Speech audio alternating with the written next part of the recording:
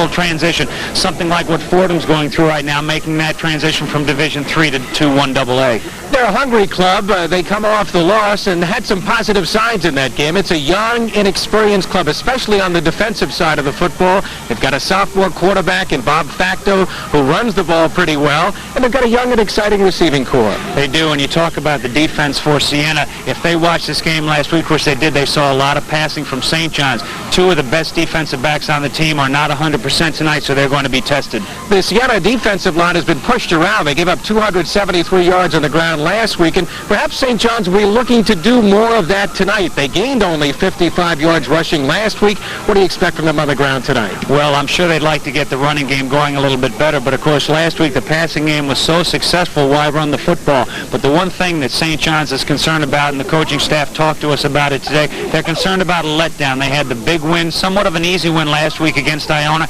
and they're going against a team that is making that transition to the Division III game from club football, so they are concerned about a letdown.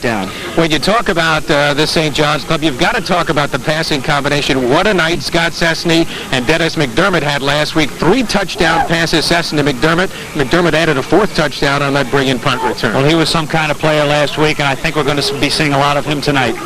Defensively for St. John's, what are they going to have to do to stop the attack of Siena? What do they like to do? Well, again, the offense of Siena shows a lot of different fronts, the wing tee, double slots. They'll do a lot of things. They didn't have a lot of success last week, so I don't know what, St. John's hasn't seen them on film. There was no film exchange, so it's almost like the first game for them. So the stage is set for tonight's showdown. Siena and St. John's coming up shortly on Sports Channel.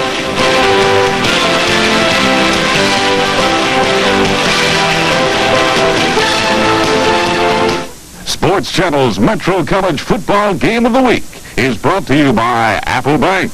Apple Bank for savings. We're good for you. Our sideline reporter, and here's Carl Reuter. All right, thank you very much, Barry Landers. Just moments ago, I was speaking with Dutch Ouderkirk. He's the assistant coach here under Bob Ricker at St. John's. One thing that he stressed was that St. John's had a miserable week of practice. He said that they could be looking ahead to next week's Liberty Conference opponent, and that would be Stony Brook. So you've got to watch for that letdown, as you and Dave alluded to.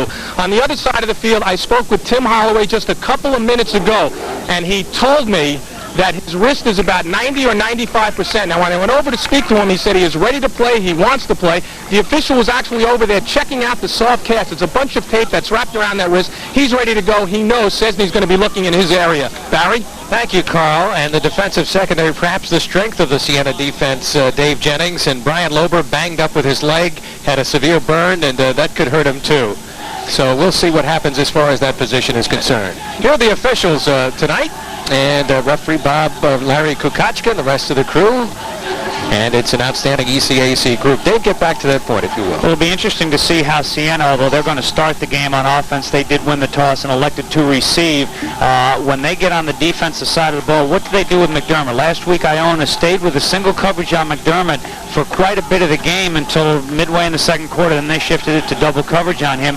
Now, Siena goes with that 4-4 defense, only 3 defensive backs, so we'll have to watch that. Anthony Tricario had an outstanding game last week kicking. Will be kicking off right here. And the deep men, back there, you see number 6, the exciting little guy, Mike Gabato. He's only 5 foot 4 inches tall, one of the few players smaller than yours truly will be out there. So we're ready to go with Tricario, who had good kickoffs last week. He was 7 for 7 on extra points, kicked a record-breaking field goal. He's switching tees right now. Going with the higher tee, it appears, the 3-inch tee versus the 2-inch tee, which of course you can still use on kickoffs. The extra points and field goals, you are not allowed to, a new rule in the NCAA this year. So the first meeting ever between these two schools. St. John's looking to go 2-0, and Siena trying to even their record at 1-1. Saints moved up to Division III football last year for the first time after being clubbed. Abato will take it at the 1-yard line. Turns it outside. He's got good speed. And will be down at around the 25-yard line. Brought down by Rich Colangelo, number 56. And there's a Redmond player down on the field who could be hurt. Plus, we have a penalty flag that was thrown on the far side of the field by the official that was along the line that Siena was lined up.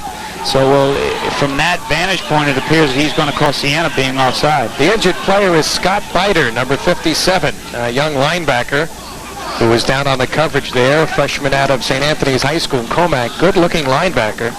And as they work on him, penalties were something that Bob Ricker was concerned about last week. St. John's had a lot of them. There were a lot of taunting penalties, as you see the officials talking things over with Kenny Cobb, the St. John's captain. There's one official who's standing up on the 47-yard line, far side of the field. He's just standing by the flag. He's got his 2 feet around the flag. It's like, that's my flag and no one can take it. But they're talking about it right now and decide what they're going to do. But penalties oftentimes, first game, you get a little sloppiness. You maybe too much adrenaline. Left kicking team decline. First down. So the penalty decline and the ball up at the 25-yard line where Siena will put it in play. Look at the Siena lineup. Quarterback Bob Facto. The key running back is Bryant Pilla. Wingback's a good one. And the offensive line, a very young offensive line. Matt Heinrich's the best of that offensive crew. Here's the pitch to Pilla as he turns outside, gets around to the 27, 28-yard line before he was brought down by Steve Nieves, the cornerback, moving up and making the hit.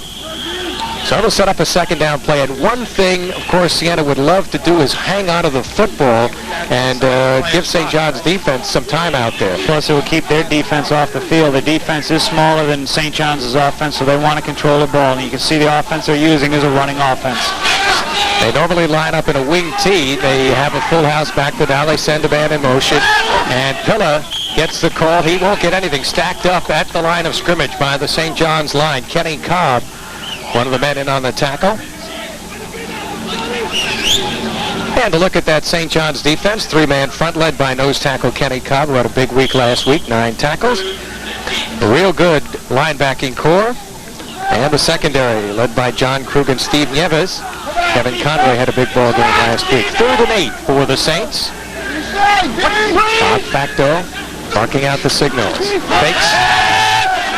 Pressure from Cobb and Kozlowski, and he throws it away. So St. John's got good pressure that time from their 2 down linemen, Kenny Cobb and Frank Kozlowski. Good pressure right away, and as you pointed out a moment ago, one thing that Siena wanted to do was stay away from those 3 and outs because it gives their defense a lot better chance, but right away they're stopped on 3 plays.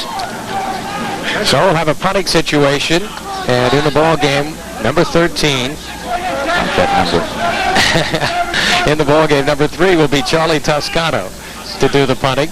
Toscano averaged about 32 yards last week in kicking 3 times. Flag is dropped for any snap. Illegal procedure appears to be the call. Red ball fire. Illegal snap. Offense. First down. Illegal snap. Now, I didn't see the ball move. So we've got a 4th down situation. They'll just mark it off 5 more yards. Toscano to do the kicking. Dennis McDermott, of course, ran a punt back 62 yards for a record-breaking touchdown last week. He's back at his own 45. Redmond come with a rush. Toscano's kick bouncing across midfield. McDermott looking to turn outside, but he won't go anywhere. Good defensive play over there by number 99, Paul Hacker, as he brought him down almost at the point where he was fielded the ball. Take a look at the St. John's offense, led by the dynamic duo of Scott Cessny and Dennis McDermott. Manny DeSantis, the big running back. And the offensive line, which performed well last week. Anthony Kapek was outstanding. And the Redmen take over 1st and 10. Let's call it about the 46-yard line against a 4-4 defense.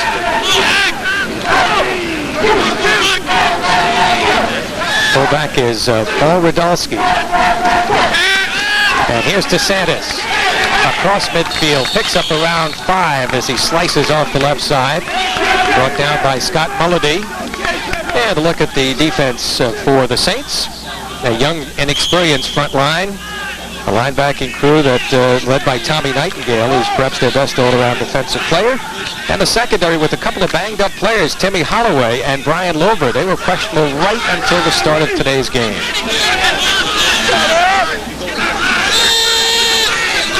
2nd and 5 for St. John's. Single setback is DeSantis. Osterman comes in motion. He's in at fullback. DeSantis behind a block by Osterman. gets the first down, shoved out of bounds by Brian Lober. He came up from his safety spot, a young man from nearby Locust Valley on Long Island. And he's one of their best football players, Brian Lober. You know, you look at St. John's and first two plays, they appear to be establishing that running game. They want to get that going. I'm sure they can go out and feel like they can pass anytime they want to, but they've got a full season ahead. They want to get that running game going.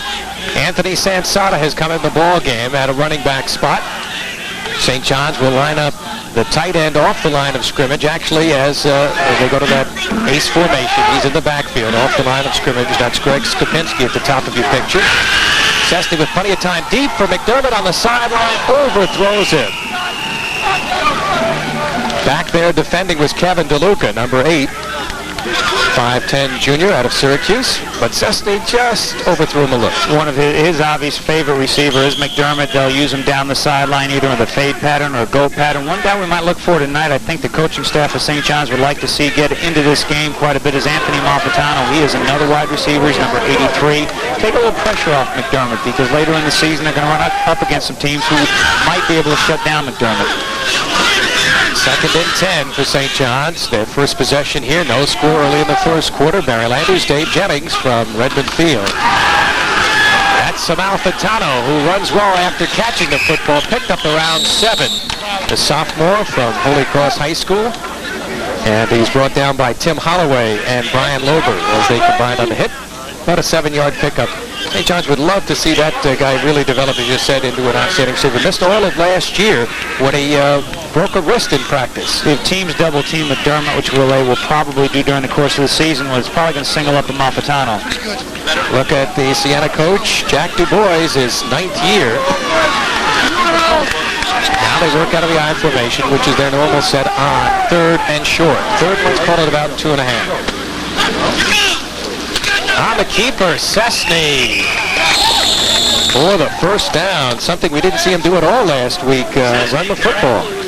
They didn't have too many 2nd or 3rd and shorts either last week. Now Paul Radelsky will check into the ball game at fullback. St. John's will alternate fullbacks here. Scott Kantrowitz leaves. They'll play 4 fullbacks. That's a position they're looking for somebody to take charge at, Dave. Right now on 1st and 10.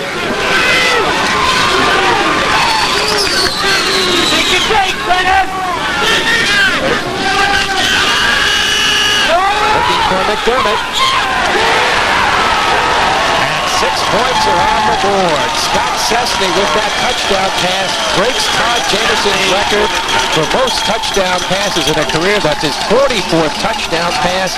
And obviously the man on the receiving end, who else? Number 26, Dennis McDermott. Very tough to single up McDermott. What you almost have to do as you get closer to the goal line is really get physical with him and get some help behind. But that time you saw McDermott and just went down the sideline, was open, another pretty pass. You think they work on that in practice a couple times a day? They've got it down pat. And the point after touchdown coming up right here. Tricario will do the kicking. It's up. And it is good. So Tricario 8 for 8 this season. However, there is a flag on the play. Now the flags we saw last week. Left side, defense, the point is good. Assess on the kickoff. The flags we saw last week were on extra points. Some of them were on the touchdown, some of them were on the extra points, and they were a 15-yard personal foul penalty against the team who scored because there was a lot of taunting going on, and that's one thing they're penalizing. Now again, Cessny just throwing it outside. Now, let's see if McDermott is single covered. You can't single cover this guy. You just can't do it. What you got to do is get up on him, get very physical at the line of scrimmage, get help from your safety. But here, he just runs past the defensive back, Kevin DeLuca, number 8. It's just a free pattern, and you got to get physical with him, and he's the guy. And as long as you're going to single cover him, if I'm the quarterback, I look over there and see single coverage, just say, call his number all game. Cessny's 4th touchdown reception of the year. And he's headed to break some, and McDermott's also 4th. And McDermott headed to break some more records as a receiver. So Tricario will be kicking off. St. John striking quickly.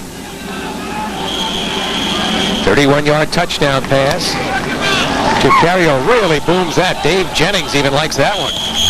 A little bit of a wind factor tonight. It's a cooler night than last week, but a little more of a wind factor, and it's going from right to left. But Tucario kicked that well. Even if you have a wind at your back, you still have to hit the ball well for the wind to help it.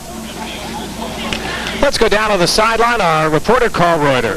Thank you very much, Barry. And I just walked over to Scott Cesny. I said, hey, that's a record breaker. What do you think? He said, you know something? It feels pretty good. I said, you know, you just write Jameson's name out of the record books? He said, yeah, I did. But you know something? He's a lot better than I was. Barry? Well, he could run a lot better, but Scott Cesny can throw the football. 1st and 10, Bob Facto with his club trailing 7-0 pitching. As they try to turn it outside, Renzi, or check that, Mark Van Duzen is stopped after a pickup of about no gain at all. And he's brought down over there for a loss of about 3.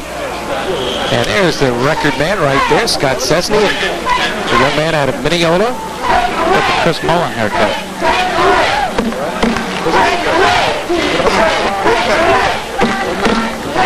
Great double wing formation here. Christian Julius playing as one wing. And the fake, I'll tell you something. Kenny Cobb just made that tackle. He was in on the last play. He is very tough. He's a tough nose tackle. He's bigger than the center, and he is a tough player. So we'll set up a 3rd down play. Brian Pillar, the ball carrier on that one. This is what you don't want to be in that 3rd down and long situation against St. John's, because they have the linebackers who can certainly blitz. 3rd and 13. Tom DeBarrow comes out of the ball game at the tight end spot. Chris Repetto is in as a flanker. Come on, Chad, stay with him. And it's not really coming. Majewski and Cobb were across the line of scrimmage. And let's see if they were drawn off or they were offside. Guess they were not drawn offside. It was against Siena. And we'll hear the call. Dead left fire, 12 start, offense, repeat the down. Siena could see the 2 inside linebackers going to blitz, and they just reacted to it and got a little antsy. Siena's 4th penalty already in the first 5 minutes of play. Here they come again, maybe?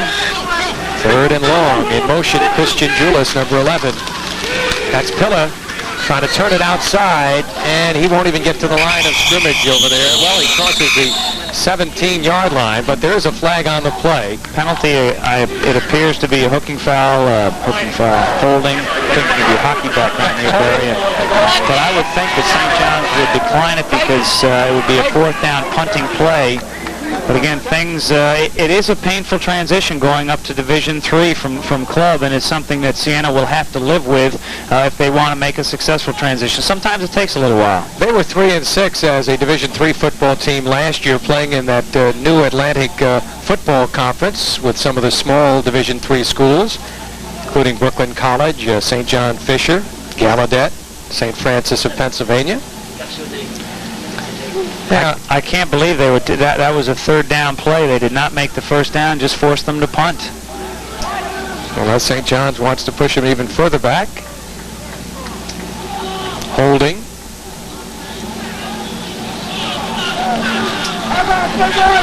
Well, I guess, as you can see, they accepted the penalty just to push Siena back. I always hated to see this. You don't think of Siena as a team that's going to go 25 yards in one play for a 1st down, but Coach Ricker wants to get every advantage he can. He's accepting the penalty. Quarterback Bob Facto, the sophomore, has time, and it'll be picked off. McKetty going to the end zone, and he's in. Bill Bichetti, the 5'11", 230-pound senior outside linebacker with his 4th interception in the last 2 years. Now, I can just hear Coach Ricker saying, that's why we accepted the penalty. We knew they were going to. It was a poor pass, not well thrown. It appeared that Bichetti was the intended receiver. Big play for St. John's. Well, he's the best one-on-one pass cover in the linebacking corps, and he showed why. Read that play and scampered in for the touchdown. So far, no letdown for St. John's. It looks like deja vu compared to last week. 4 touchdowns in, 8 minutes against Iona? St. John's ran off to the early 28-0 lead. Tucario to do the extra point attempt here. Good snap. And Tricario makes it perfect. And St. John's has scored 2 quick touchdowns. 5.5 minutes in to this first quarter to take a 14-0 lead. Now, Facto is going to roll out to his right, just so you won't be able to see it, but the linebacker, Bicchetti, just look at 3 players right around the receiver. Bicchetti right there, a bad throw, a good play by Bicchetti. He's going to throw to his right. You're going to see the 3 red shirts right here. Look, 3 red shirts, and there's 4 red shirts, and there's a receiver. Should never have even been thrown. Just throw it over into the St. John's bench. Of course, it's easy for us to say that up here. Indeed it is, Dave Jennings. Tough start for Jack Du Bois Club, which journeyed down here. A 5-hour trip from the Albany area, Loudonville. And they fall behind here 14-0. Tough baptism, as you said, Dave Jennings, going up against a club like St. John's with so much offensive power. Just, again, something that you have to, if you're going to make the step, you've got to go with it. And it sometimes takes a few years, but it's something every team has probably done at some point in their career. Well, look at the deep men back there. In the middle of your screen there was Mike Cabato, number 6, little 5'4" speedster. Look at the kickoff here, again with the aid of the wind, almost to the back of the end zone. So Anthony Tricario had a bad year last year. He was 7 for 16 in field goals. Off to a great start this year. That's one thing Coach Rickett told us last week. He wanted to make sure that Tricario did get off to a good year. And one thing that helps is getting a lot of opportunities. And Tricario last week had a bunch of extra point attempts, and so far today he's doing the same thing. Now Seattle will send 2 wide receivers to the right side as we're underway right here. First down just across the 21-yard line. On the draw play, Brian Pilla trying to bounce off a couple of tackles, but he will not get much, maybe to the line of scrimmage before he is shoved back. And Pete Majewski with the tackle, the inside linebacker who led St. John's in tackles last week. He had a total of 12. He's a real good one.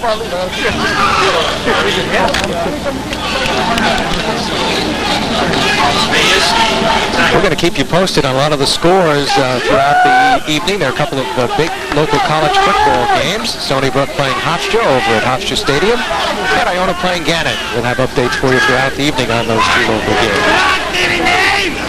2nd and 10. Facto to throw, poorly thrown pass. The intended receiver was Chris Repetto. Repetto ran a quick slant pattern, and Facto read an out pattern. Now, if you notice on this series, Siena is going with passing formations, bringing a couple of wide receivers where before they're going 2 tight ends, full house backfield. One thing you will see, and we can wonder what we will see on the next series for Siena, but a lot of different looks on offense. Tony Orlando has come in the ball game at fullback. He's a better pass receiver than Brian Pilla, number 46. 3rd and long. A lot of movement over there. St. John's getting it quickly. Kenny Cobb. Let's see if they were drawn offside. Another illegal procedure by that young offensive line of Siena. That's about the 5th penalty they've had early here. You know, sometimes when you come... False start, offense. Sometimes when you come in and play an established team and bigger team, more successful team, you get a little nervous, you get the adrenaline's going, and you do things like this. Facto was a wishbone quarterback in high school, played sparingly as a freshman last year, had a sprained knee, practiced this week with that sprained knee. He's about 90%. 3rd and 16. They've been looking like they wanted a blitz, now they back off.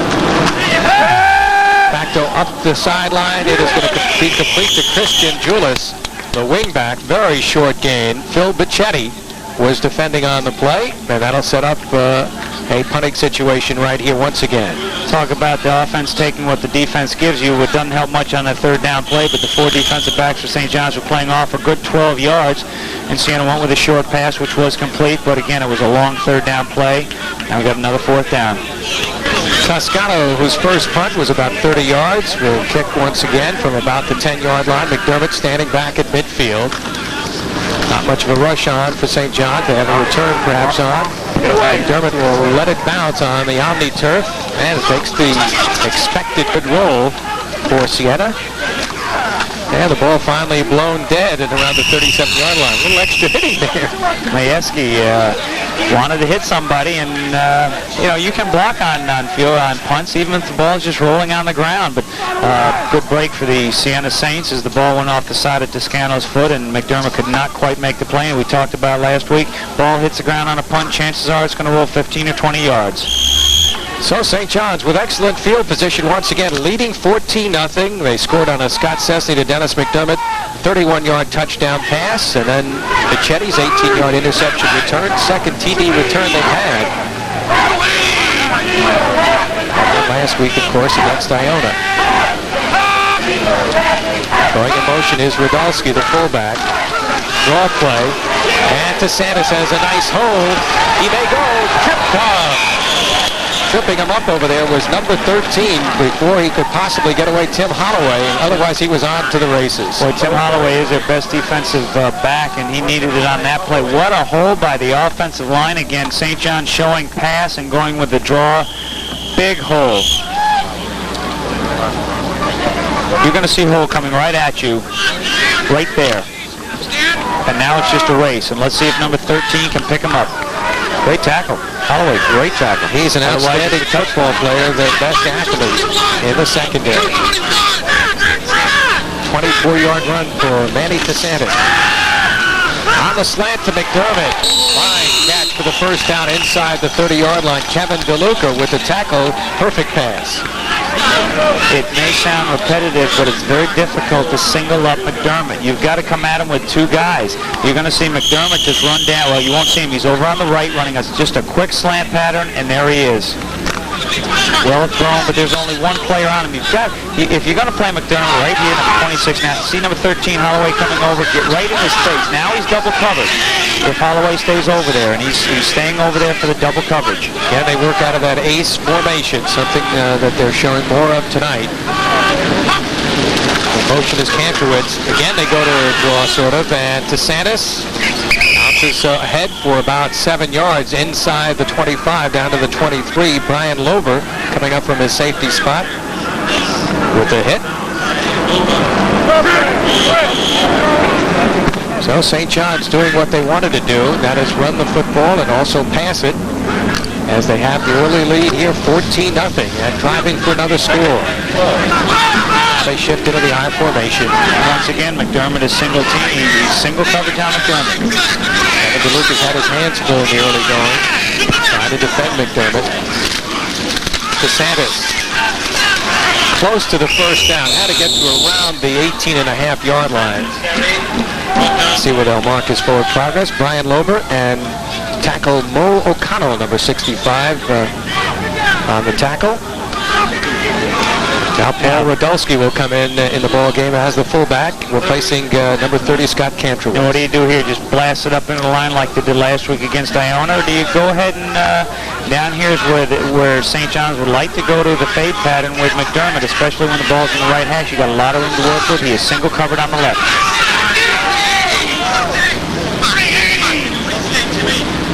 Count for Cessny.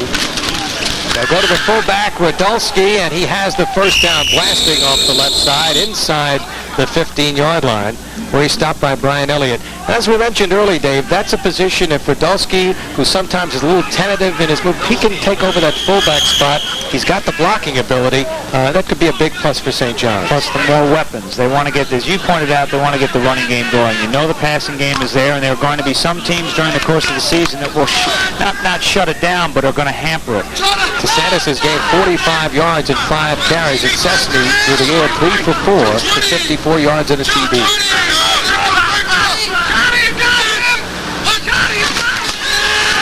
Looking for Malfitano out there for the touchdown.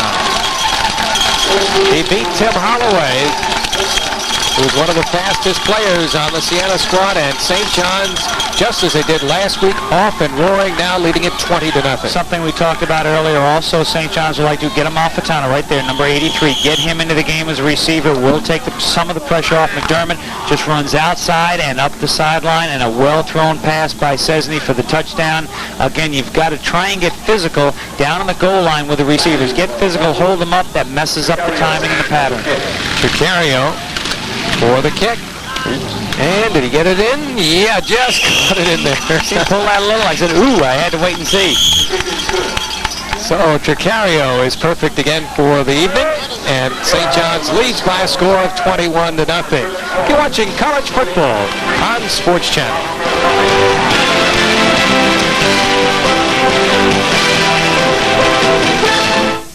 I wonder if I can get a car loan.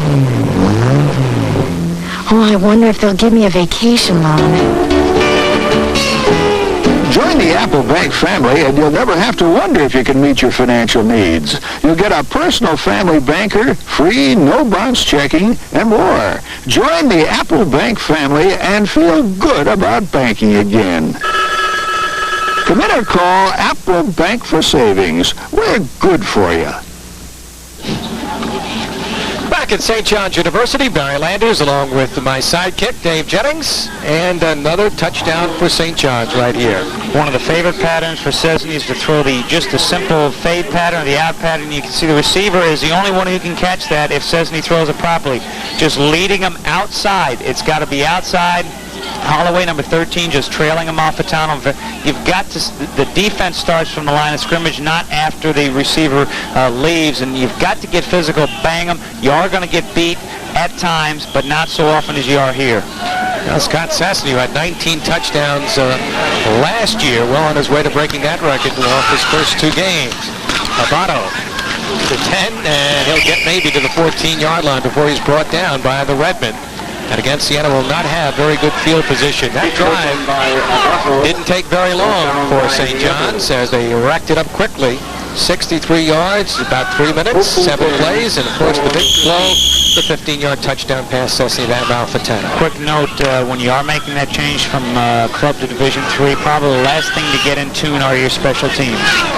And I guess speed is perhaps the biggest factor. We'll talk more about that. Fordham certainly. Larry Glick has mentioned that in going from Division 3 to 1AA. Brian Pillow off the left side picks up about 3 yards. Pillow was their leading rusher last year, gained 450 yards. Tough little guy at 5'7", 175. And what hurts is... go ahead. All right, out of town, Dave, we have a couple of scores. Iona on a field goal has taken the lead over Gannon, 3-0. That game being played up at Mount Vernon Stadium. Stony Brook coming off the loss last week against Ramapo with the early 3-0 lead against Hofstra as they got a field goal, a 31-yard field goal to give them the early lead. Miller again gets the call. Not much doing as he was shut down by Kenny Cobb. Going to set up 3rd and about 5. Most of the Siena players from upstate New York. They are about a half dozen Long Island players and some from Westchester. I went to school in upstate New York, and I went to high school here on Long Island. That's right. Garden City High School, went to St. Lawrence University. And did you play against, did you play against this team at all, Siena? No, but their basketball coach I played against.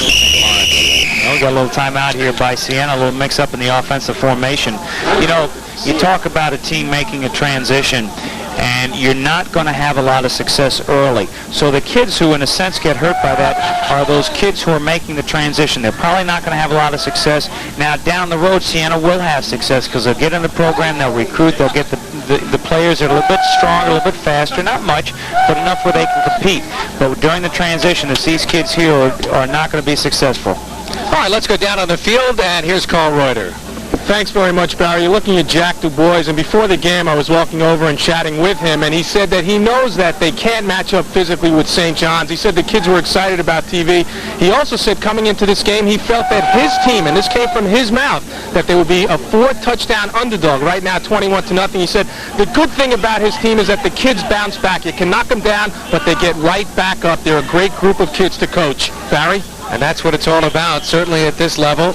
Jack DuBois, who was a very successful high school coach in the Troy area. And next to him is one of his assistant coaches, Coach Robinson. See what they've decided to do here on 3rd down.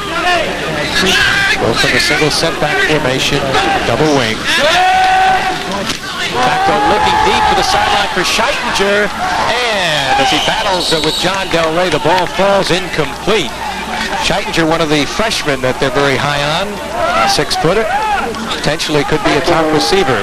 But he was well covered that time. Very well covered by Del Rey, and that's what you have to have is the good coverage. And once again, we have a... Now, I wouldn't mind playing for Siena because I would have been out there quite a bit. Dave, did you play anything else besides punt? I didn't play. I just punted. Understand that. Don't ever accuse me of playing football. I never did. Mickey Schuler always used to give me a lot of grief about that. And I said, Mickey, and the tight end for the Jets, I said, Mickey, I never played. He said, you got that right. Well, you had good hands. You fielded all those snaps from center. You might have been a good receiver if you had any speed. High snap. Toscano makes a good play to come down with the ball. Wobbles it upfield. McDermott will watch it bounce. It'll take a St. John's bounce and hit a player over there. Did it hit a St. John's player? Kicked it out of bounds. And well, St. John's fortunate on that play. Yes, indeed. Had Siena been able to recover it, had possession before it left the field, it would have been their ball. That would have been their deepest penetration upfield. Well, you're talking about good hands, and we're looking at the punter, Chuck Toscano, high snap there. And that's one thing you got to be as a punter. You've got to practice that. You got to practice bad snaps so you can be prepared for it. Every week during the season, I'd always take one day and just work on bad snaps. St. John's leading at 21-0. Under 3 minutes to go here in the first quarter as they meet Siena for the first time on the football field. Scott Sesney, the quarterback. We'll see if there are any changes. He did last week against Sackinger, John Sackinger, the brilliant defensive lineman for Iona. That's Radulski in motion. On the draw to DeSantis. Not much doing. Good play by Siena as Brian Elliott combined with John Chiodo. Elliott 26 and Chiodo, the outside linebacker, stopping DeSantis. But Manny's got quick feet, and he's improved as a receiver. You give him a hole there, and he could break it. He's explosive. He's had some holes so far here in the first quarter. Again, you think about St. John's, and he's Santa 6 for 48 today rushing. Now, you think about St. John's, you often think passing first. And they go to the air. Good protection, incomplete as he was trying to throw up the middle. Brian Lober was defending on the tight end, Greg Skopinski. That's another position, like the fullback spot. St. John's looking for somebody to emerge. They're used to the likes of a guy like Jimmy Weissenberger, who was one of the best around these parts in many years, who of course graduated about 4 years ago. Weissenberger holds several St. John's records and is among leaders in receptions. So they'll set up a third down play here. Third and long for the Redmen. Double team. Sesney with plenty of time, throwing downfield, incomplete. Amalfitano was the intended receiver at the 33-yard line. Good read by Sesney. Amalfitano, the guy that right there, number 83, is a guy that St. John's would like to get into their offense a little bit more, and he just ran down about 12 yards and across the field. The pass was well thrown, but Amalfitano just dropped the football. It actually went through his hands, through his chest, into the ground. Dan Bergen is back to receive the kick. Anthony Tricario, who had a fine week in kicking last week, averaged about 35 yards last week. Plenty of time to move this one. Again, with the effect of the wind helping him out, he booms that into the end zone. So that will go down as a 48-yarder. And Tricario over there has got to be pleased. He ought to lose a little weight. I mean, and I'm saying that from running on and off the field so much. Oh, I thought you were... There was another kid. Pat Ragusa. Oh, baby. I thought he was carrying around a football in his jersey, but it turns out it was his stomach.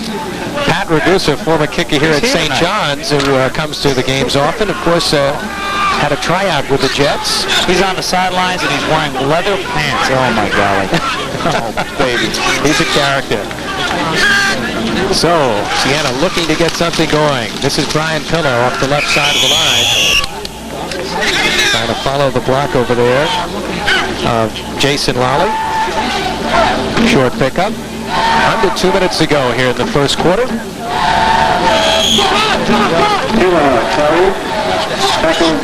wonder why St. John's look just stuffing up the holes. Not much. Although that's the most yards I think they've gained out of running play tonight. Chris Repetto comes out wide to the right. Bottom of the picture as a flanker. Van Dusen going in motion. Trying to bounce off is Brian Pillar, but he will not get much. that St. John's defensive line just too big. It would seem for Siena to be able to run the football effectively. I like the way Pilla, though. He got hit 3 times, kept going, kept the legs going, showing good determination. You look at Majewski there, 34, a tough linebacker, inside linebacker, good size, good strength. He was in there to fill the hole. Dave Renzi now in the ball game, number 32, and at the halfback. He's the second fastest player. Siena a little late getting this play in. They're going to have to hurry to get it off with a 25-second time between plays. There you see the time left in the first quarter. Tony Orlando in at fullback. He's the better pass receiver of the 2 fullbacks. That's Renzi coming in motion. Facto up the middle, and it's almost picked off. It's complete, however. Upfield, that ball was deflected and finally caught by Chris Janjulis. It appeared to go off Navarro's hands, who was coming across the middle. Now, this is a great play. They ought to put in the playbook. Their first successful play. Now watch the tight end Navarro right there, hands wide open right through, and there's Janjulis right behind him. Looked like Bavaro and McConkey in the Super Bowl for the touchdown. Oh, yes, you remember that play. I wonder if Janjulis is going to Disney World now. 20 seconds left in the first quarter. First down for Siena. Janjulis with the reception. Here's the pitch to Dave Renzi. And he'll pick up some nice ground as he turns the left corner. Mike Cunningham, the inside linebacker, ran it down. That should be the final play of the first quarter. We're down now to 2 seconds. Mike Cunningham on the stop, but not before they picked up around 7 yards. So Siena closes the first quarter with a couple of good plays, and after 1 here at Redmond Field, it's St. John's 21, Siena nothing. We'll be right back.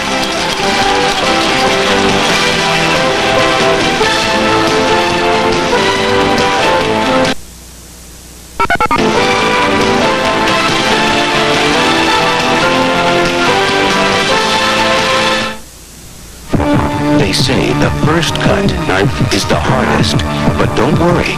Install your Armstrong floor with our trim and fit kit, and we guarantee a successful operation. Brilliant. For centuries, the beauty of ceramic tile floors has been treasured. It's still treasured in this century. Armstrong Century Solarium. Classic beauty, now in a do-it-yourself vinyl tile. Hi everyone, I'm Bo Schembech. And I'm Jim Brandstatter. We'd like to invite you to join us this football season on Michigan Replay. It's the only show that gives you the inside story on Wolverine football.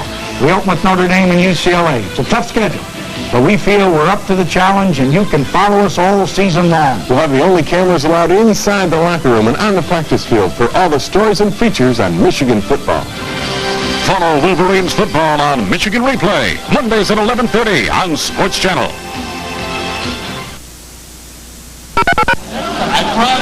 We'll look at sophomore quarterback Bob Facto. Little guy, 5'9", 160. Doesn't have the scrambling ability of the young man we saw last week for Iona, Billy Highland. But he has done a good job. A good technician. Fakes well. And let's see what he can do as his club is moving right now. Siena had only 34 yards in the first quarter. St. John's 126. Orlando, the fullback, pushed back after getting a couple. Boy, was he pushed back.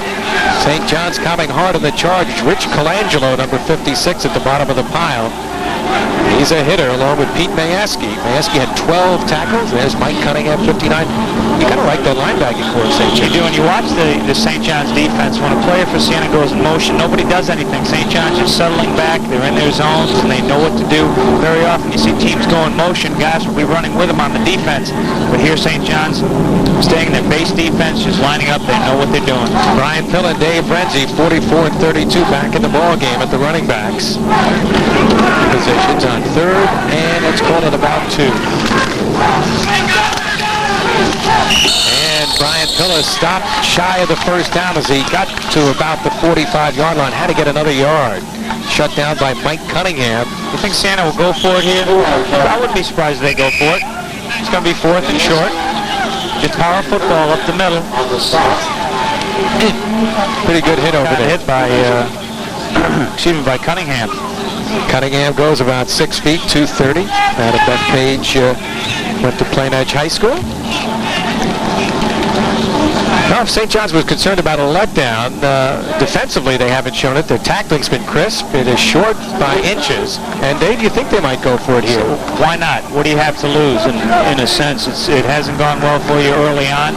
And on this drive, Siena has gained some yardage. Maybe I mentioned Iona because last week the same thing happened. St. John's got the big lead. Then they kind of let down for a while. So maybe they're doing the same thing here. They're talking about on the sideline. They do have time because they're still, as you can see, marking the football. And Facto staying on the field. Julo started to run off, but he's getting the plays. Yeah, they're going to go for it. Why not? Good. I'm pleased that they're going for it. I think that's the kind of football. Jack Dubois says, hey, we want to keep the ball away from that St. John's offense as long as we can. And they're going to go for it here. Crowd getting into it now. Redmen have about 9 men on the line of scrimmage here. Ginjulis going in motion. Ryan Pilla, second effort. I don't think he made it. Very close, very close. The official on the far side is marking it just short of the 46-yard line, and that's where the ball has to get to. And let's see where they put the ball down. Omar Gonzalez, who played a fine game under reserve last week, was in on the tackle. It is real close. This is close. I've got the binoculars on the sideline. Neither team has left the field. Usually the teams will tell you if it was made or not. When they know if St. John's knows that it's not a first down, usually the defense would sprint off the field, but they're staying on. It's so close. St. John's leading it 21-0. We'll watch along with you here. And they just made it there. Well, Siena gets its second first down. And the drive continues here for the Saints, trailing 21-0. A little smaller football, Dave Jennings, and they might not have made it. Kind you play with. That's right, the Pee Wee Pigskin. Is that alliteration there?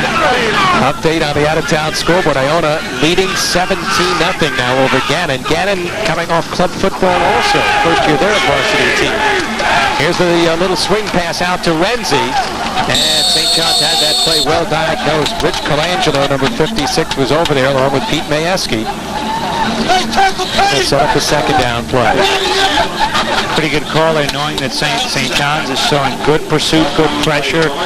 Try and take advantage of their aggressiveness. Good play. Mark Gabato in the ball game right now as Siena continues to rotate their running backs. Also in the game right now at a flanker spot is Dean Maston, number 82. He caught a couple of passes last week. That's Gabato in motion. He gets the handoff. Oh, look at the play by St. John's, the fumble. And who's going to recover it? It's going to be Iona's football. Omar Gonzalez with a great hit, shooting in from the right side on the defensive line, and a great shot. Jason Lally recovered the football, number 64. Gonzalez, quite a story. He was a wishbone quarterback at about 190 pounds in high school, put on 50 pounds, and now he's 240 as a defensive end. See, Gonzalez will come in from the left side of your screen. Siena taking the ball here on the end around. Look at the shot. And that ball rolling around there before Jason Lally finally came in, number 64, the freshman guard. Abato never expected that shot so fast. Well, what a difference in size. Abato's 5'4". Look at Gonzalez, look at those arms. he rediscovered or discovered the weight room. Under pressure, Cunningham was coming, and Ginjulis was the intended receiver. But good coverage on the part of St. John's, both on the quarterback and on the defensive side of the football. Steve Nieves, number 31, was covering the pass receiver. One of the problems, Dave, that we had talked about earlier about the Siena team was being small in size and small in numbers, lack of depth. You start to get worn down playing against a bigger, stronger team like St. John's. St. John's will be making some substitutions, bringing in other players. They will stay fresh during the course of the night. Toscano has punted 3 times for an average of close to 33 yards. McDermott is back at around the 30. Not much of a rush by the Redmen. Not particularly good kick. McDermott backs off and will let it bounce. Well, you could see that as he dropped the ball, it turned about 45 degrees to the right. So he hit the left part of the football, and it went off to the right, and that's what will happen. A 38-yard punt, but most of that came on the roll. And you know, one thing here with this with the wide field, the wide hash marks, that was lined up on the left side, and McDermott was on the left hash mark down to recover the punt. So the whole right side is open. That's where the punt happened to go. Don't forget, next week, Dave and I, Carl Reuter, with you from Hofstra Stadium, or rather from CW Post College, when the Post Pioneers entertain the Hofstra Flying Dutchman. Post will be playing tomorrow against Kings Point, and Hofstra, of course, having trouble with Stony Brook tonight. They trail 3-0. We told Carl we're going to be at Hofstra. Now he's going to know we're going to be at Post. All right, we let him in on that secret, but Tom Marshall very pleased with his team's effort last week over Salisbury. They won 20-0. Siena uses their second time out here, so they don't have any left. Well, they have one left for the end of the second quarter. And there you see the Brain Trust as let's join it. Either way, you're going to send something in on. Yeah. All right, let's go, Scotty. Come on, man. Read the outside backers. Dutch Outerkirk was in that huddle, the offensive coordinator, along with Bob Ricker. Ricker, a graduate of CW Post College back in 1969. Came here as an assistant, club football 70-71. Took over as head coach 72, and he's been here ever since. He's got great size. He looks like he could play pro football. Had a tryout, I think, Bob Ricker, early on in 1970. So the Redmen putting the ball in play here, leading 21-0. Working out of behind, long count. Cessny handing off to the fullback. And a short gain over there for the fullback. And that was number 30, Scott Kantrowitz, the freshman 205-pounder out of Yonkers. You heard Coach Ricker say, watch the outside linebackers, almost appearing as to be saying if they come, throw the quick slant to the wideouts. But, of course, a running play there, maybe with a long call, Cessny might have audible. Bill Osterman has come in at fullback, replacing Paul Radulski. 2nd and 7, St. John's. 21-0 lead. Here's DeSantis. And he won't get much as he runs into John Chioda, number 7, 5'9" junior from Trumbull, Connecticut, who stopped him, the little linebacker. One of the things that the Siena team has is they have small outside linebackers. They go about 160, 165, and St. John's was hoping to exploit that. I'll tell you, number 7 is Chioda. He made a nice play there coming up, meeting the block, and making the tackle. Good play by that young linebacker. Chris Garrett, number 71, in on the defensive line, along with Jeff Storr, number 74. So St. John's faced with a 3rd down play here. Cessny with plenty of time, throwing deep up the field for Amalfitano. Outstretched, but Tim Holloway back there defending. Amalfitano leaving his feet to try to come up with that ball. He's a leaper. One of their patterns they would like to run, they'll send Amalfitano down the right side on a long pattern, and then Cessny reads the safety because McDermott is coming under on a crossing pattern at about 15, and that time he read the single coverage. You're not surprising to throw into Amalfitano because he's the guy they'd like to get into this game. Sicario's first punt was 48 yards. Low kick here, not a particularly good one. Bergen takes it at the 30. And a short return to the 34-yard line. Vince O'Grady, number 39, dropped him. And Siena will have pretty decent field position here, taking over 1st and 10. In case you're just tuning in, Scott Cessny threw 2 touchdown passes in the first quarter. A 31-yarder to Dennis McDermott and a 15-yarder to Amalfitano. Let's go down to Carl Reuter on the sideline. Barry, you're looking at the senior Ken Cobb. Now, a lot of substitutions being made now for St. John's because of the 21-0 score. Cobb was telling the subs that you can read the play of Siena. Just watch the running back's eyes. They're pinpointing in what direction the play is going. Barry? And St. John's, Travis Oselmo with the interception downfield as a bad read by Bob Facto. He was looking for Christian Julius along the sideline. And Oselmo, the backup sophomore from Holy Cross High School, had an interception last week. Comes up with his 2nd one of the season. Tough pass to complete when your receiver is double covered, and you can see Facto on the sideline not happy with the throw. And you will see the double coverage. Facto just drop back, has plenty of time, but there are too many people in the defensive backfield. And here it is. And there's Oselmo with the interception. Tough pass to complete. Let's see if there are any changes in the St. John's offense. Cessny is still in the ball game. Radulski is the fullback. Hand off to DeSantis. Look at that hole. A little shaking and baking across the 40. Excellent excellent run by Manny DeSantis as he finally is down at around the 42-yard line. Kevin DeLuca brought him down, but not before he picked up some big real estate. Hey, Stony Brook is here scouting. They're watching that running play, which is working well off the right side. Get the left defensive end, force him upfield, and open the hole between that tackle and end, and you'll see it here, crossing, and there's the hole. See the defensive end here is way outside, and now it's just a race outside. Second 24-yard run for Manny DeSantis. He now has gained 73 yards and 8 carries. See, the number 7 there is one of the linebackers who made a nice play before Chiodo. He's got to have the force outside and contain him outside and bring him back inside. Was not there. First and 10 for the Redmen as they work from the eye.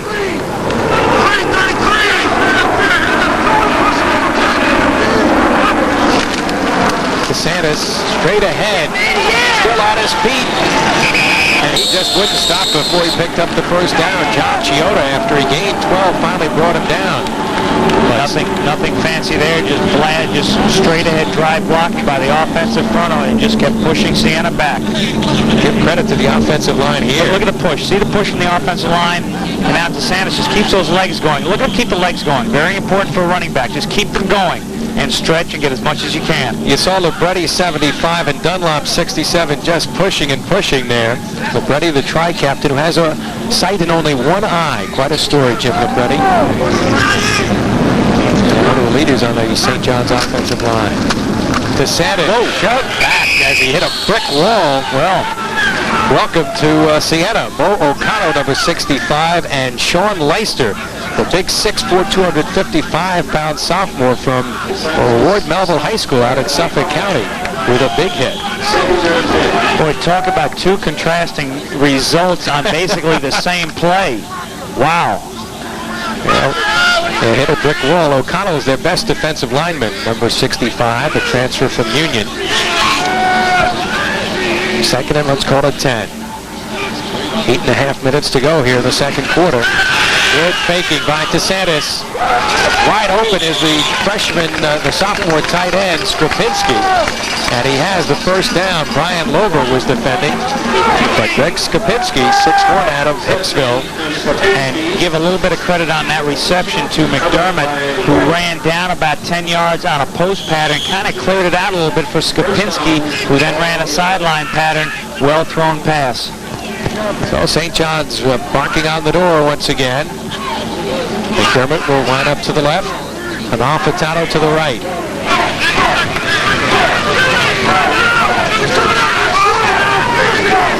Defensive backs playing a lot closer right now for St. John's. Alfitano makes the reception, and he's out of bounds at about the half-foot line. Tim Holloway was defending. You know, just as you started that play, I said the defensive backs, one of us Holloway, were a lot closer. And there's Alfitano, number 83, who just ran an outside pattern. Holloway was there, should have done a better job because he was there in position to make the play. Anthony Alfitano having a fine ball game here in the first half. He's caught a couple of passes for 19 yards. And he's had several thrown to him more than last week. You know, Cesny, every quarterback on any level has a favorite receiver. Why not? McDermott is his, but you've got to pick up a secondary receiver. Redmond picked up a first down, so it's first and goal from the 1-yard line, and now they will call a timeout here. Scott Cesny didn't like what he saw there, and he'll go to the sideline to talk things over with Bob Ricca, an offensive coordinator. And watch, the whole team's coming over to the sideline. The whole team's coming over to talk to Coach Ricky. You can see them gathering around now. I mean, what's the play? You just blasted in from here. Although, you know, Coach Rick is going to watch this, he's going to tape this and watch this. We better not second guess. Mine's a minnow. No, you were second team the other day on that. We put him up and let him stay tight end the other day. No, let's go. All right, so we'll blast it. Want to go left? Left. All right, it's first down. Hold on to the ball, 2 hands. All right, Lamb, keep your legs going, get him into the end zone. Where's get low. Where's Manny? Go over the top, right? Pull back. Don't stop, right? Take that legs to Manny. Manny, take that legs right down, right? Let's do it. Let's go. Let's go back. You got the stats, guys. You know, I said they just blasted in, and I think that's one word we heard Coach Ricky use. There's no surprise here. Of course, one thing I was saying about this, we'll watch this game. We can't second guess it. We've got to pre-guess it if we're going to do that. All right, Dave Jennings, ever the diplomat in the broadcast booth. Out over the ball comes Mike Valentino, the big center. See his stance.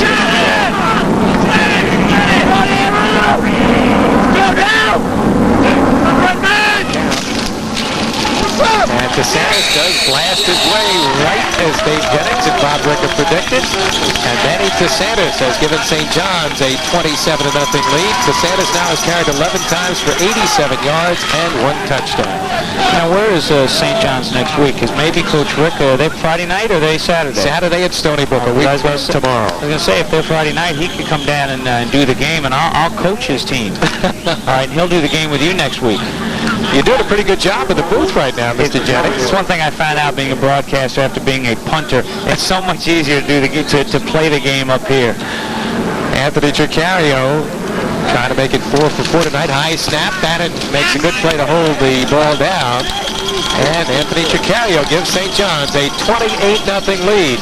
So there's timeout on the field with 8:21 to go in the first half. St. John's with the big edge. We'll be back. You're watching college football on Sports Channel. Hi, I'm Jerry McDougal. At Apple Bank, we believe that our loyal customers deserve something extra. That's why we've introduced the Apple Bank Family Program. Members of the Apple Bank family receive special benefits like reduced rates on loans, free checking with interest, a low-rate Visa card, a personal family banker, and 24-hour banking. The exciting new Apple Bank Family Program. Join now and feel good about banking again. Apple Bank for Savings. We're good for you. Back at St. John's University, a reminder that each week during our game, Sports Channel pauses to flash back into local football history. And tonight we take a look at St. John's dashing quarterback in the early 1980s.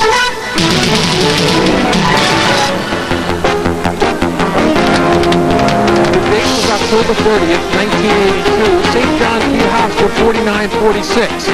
For St. John's quarterback Todd Jameson, it was a record-shattering performance. Oh, look at him go to the 30. He may go. He's gone, Barry. What a run by Todd Jameson. This run of 89 yards was the longest in St. John's history. Jameson rushed for a school record 5 touchdowns on the day, including this closing minute all-out effort to win the game for St. John's. Todd Jameson single-handedly carried his team to victory. And tonight, Scott Cessny has broken Todd Jameson's record, all-time record for most touchdown passes in a career. Todd had that record at 43, and we'll take another look at the touchdown run by Manny DeSantis. Coach Ricker said, keep your feet moving, offensive line. They keep their feet moving, good penetration, and there's Santis going over. You know, that game was 49-46. I hope nobody missed a field goal in that game. By the way, we will have the renewal of that heated rivalry later in the season. That game will be played here on a Friday night in November. Hofstra and St. John's. They had 3 great games in a row. Abato. And just as he got around the 21-yard line, Bill Bichetti leveled. Bill Bichetti. And again, St. John's scoring drive, 8 plays. And Manny DeSantis scoring the touchdown. Expecting big things from Manny. He's healthy this year. He'd been bothered by leg problems and hip problems and shoulder problems in the past. But St. John's is not deep at running back, and they can ill afford an injury to that guy. So let's see what the Saints do here on first down, trailing 28-0. See if there are changes in the St. John's defense. Looks like they have made several changes. Chris Farrell in at one of the safety spots for John Krug. Off the side, Brian Pilla stopped after a short gain by Omar Gonzalez. Omar now 6 feet 250. As we mentioned earlier, he was a wishbone quarterback at about 5'11", 180. Gained 70 pounds. And he is a monster out there. Out of Yonkers, at the Iona Prep. 70 pounds. A little time in the weight room. And the food room. Third timeout for Siena. So the Saints call timeout. Next week, St. John's will play at Stony Brook, and Stony Brook at last report was leading Hofstra 3-0. Stony Brook was beaten by Ramapo last week, and we saw Hofstra look impressive against Pace a couple of weeks ago on our opening Sports Channel telecast. Perhaps Hofstra was looking ahead to the postgame, and they may be cut short this week against Stony Brook. Well, Sunday, Sports Channel's Ed Randall will pay homage to the new commissioner of baseball, Francis T. Vincent Jr. So don't miss Ed Randall Talking Baseball with special guest Faye Vincent, Sunday at 10, exclusively on Sports Channel. You're looking at two of your defensive backs who normally are in the game, John Del Rey. Do you like that haircut? Well, he's losing his hair opposite the way I'm losing my hair. Mine's going from the top down, his going from the bottom up. Dave, I thought you were going to be one of those guys on the TV commercial. If you put our heads together, we'd have a full head of hair. You know that, Bear? That's true. He's got it in certain places you don't. And I've got it where he doesn't, although I think he does that by choice. Boy, some of the haircuts you see these days. Rushing yardage tonight, St. John's at 98, Siena 17. And let's see what Siena will do here. Bob Facto barking out the signal. Sophomore quarterback moving in the line, but there are no flags. Yes, there is. Okay, Dave Renzi trying to turn it outside as he got to the 30. He was stopped by Kevin Conway, came up from the secondary. Referee was in the backfield where he normally is. He saw that. He threw the flag. Pete Majewski, number 34, also on the play. St. John's offside, and that's the first penalty the Redmen have suffered so far tonight. Wouldn't be surprised if St. John's makes several substitutions to see more penalties. Now the Redmen hope to give a lot of players playing time tonight with the 28-0 lead here.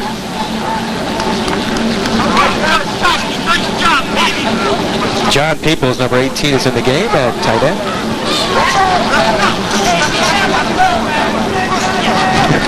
Offside, defense, second down. Now, Barry, is that button hard to work? I don't know. I have trouble with equipment, Dave Jennings. So I have trouble with sodas and equipment. And don't jinx yourself here, folks. We stayed dry for 1.5 games so far. John Peoples, number 18, in at tight end. Number 18, as we mentioned, out of White Plains. This is Tony Orlando, another flag on the play, and yet another one as Orlando pulled down from behind on a nice defensive play by Travis Oselmo. I'll tell you, thanks to St. John's defense making some mistakes, Siena has a decent drive going here. Right side of the defensive line jumped on the voice inflection. And one thing you've got to keep in mind, defense is supposed to move on movement. When I say movement of the ball, get that button fixed. Barry Kukac's got it. Offside, defense, first down. Defense goes on sound, on movement of the ball. The offense goes on sound. And that's where sometimes defensive coaches go nuts when a quarterback will draw the defense offside, as happened on that play. So 2 consecutive penalties have given Siena a first down. James Borg in the ball game for the Redmen at the linebacking spot, number 22. Chris Farrell, number 24, in at safety. Was Borg, and just getting rid of the football was Facto, but Borg, the sophomore, who's got great speed, really leveled Facto as the intended receiver was Christian Julis. That's where you want to put your best pass rushing, whether it be a blitzing linebacker, blitzing defensive back, or a pass rushing lineman. Put him on the blind side of the quarterback, because the quarterback can't see you there, especially if he's moving out to his right. And that time, I was kind of cringing here in the booth because you could see Borg getting close. Borg, who played at Locust Valley High School, a teammate of Brian Lober, who's playing for Siena. So sort of a reunion of sorts. Factor on 2nd and 10.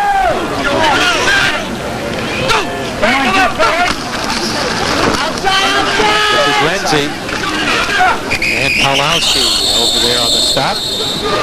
Frank Pawlowski. St. John's was pleased with the play of their defensive ends in that 3-man front. Pete Majewski also coming up with the tackle. On the out-of-town scoreboard, Dave Jennings, Hofstra has scored a touchdown. Brian McGee with a 2-yard run to take the 7-3 lead in the second quarter over Stony Brook. And Iona continues to lead, leading Grand 17-0 behind freshman quarterback Billy Highland. Pete Majewski shaking up on that play, but he's coming off under his own power, and Raymond Petty will go in place of him. What a tough player that Majewski is, who played at Wagner, a transfer, played his high school ball in East Meadow. their leading tackler last year. Tough, excellent against the run, and he never likes to come out of the ballgame. Just like you, Dave Giants. Siena 3rd and 7. They're 1 for 6 in third down conversion. They're running from McKinney, throws it to the St. John's sideline. And they'll set up another punting situation. Tough play to try to complete a pass when your quarterback is a right-handed quarterback rolling out to his left under pressure and trying to throw the ball accurately. It's very difficult for any quarterback on any level to do that. 6:41 to go in the first half. It's been a rough first half for that young quarterback as he heads to the sidelines. Let's see if McDermott plays those shades his left, which he appears to be doing now because the last couple of punts by Toscano have gone off the side of his foot. Toscano's averaged 34 yards on the 4 punts he's had so far. McDermott will take it at the 28. And he gets to around the 43-yard line, 44, about a 15-yard pickup. Scott Mulledy on the tackle. So the Redmen with good field position. Let's see if Coach Rick has made any changes here. Manny DeSantis in the ball game along with Dennis McDermott. And wouldn't be surprised to see a new quarterback in the second half. What do you think, Bear? I would think so. They do want to get a look at Sean Bannon, the red shirt of last year. Quarterback, number 11. He's the holder for Anthony Cacaria. But Scott Cessny is still in the ball game. We'll give you Scott's stats in a moment.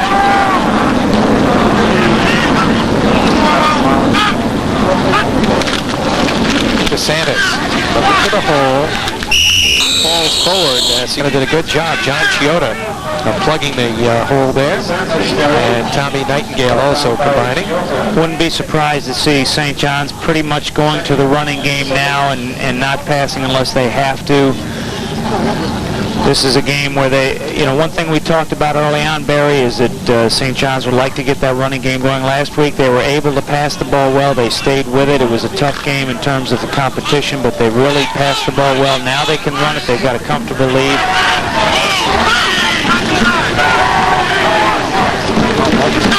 Second and 7 for the Redmen.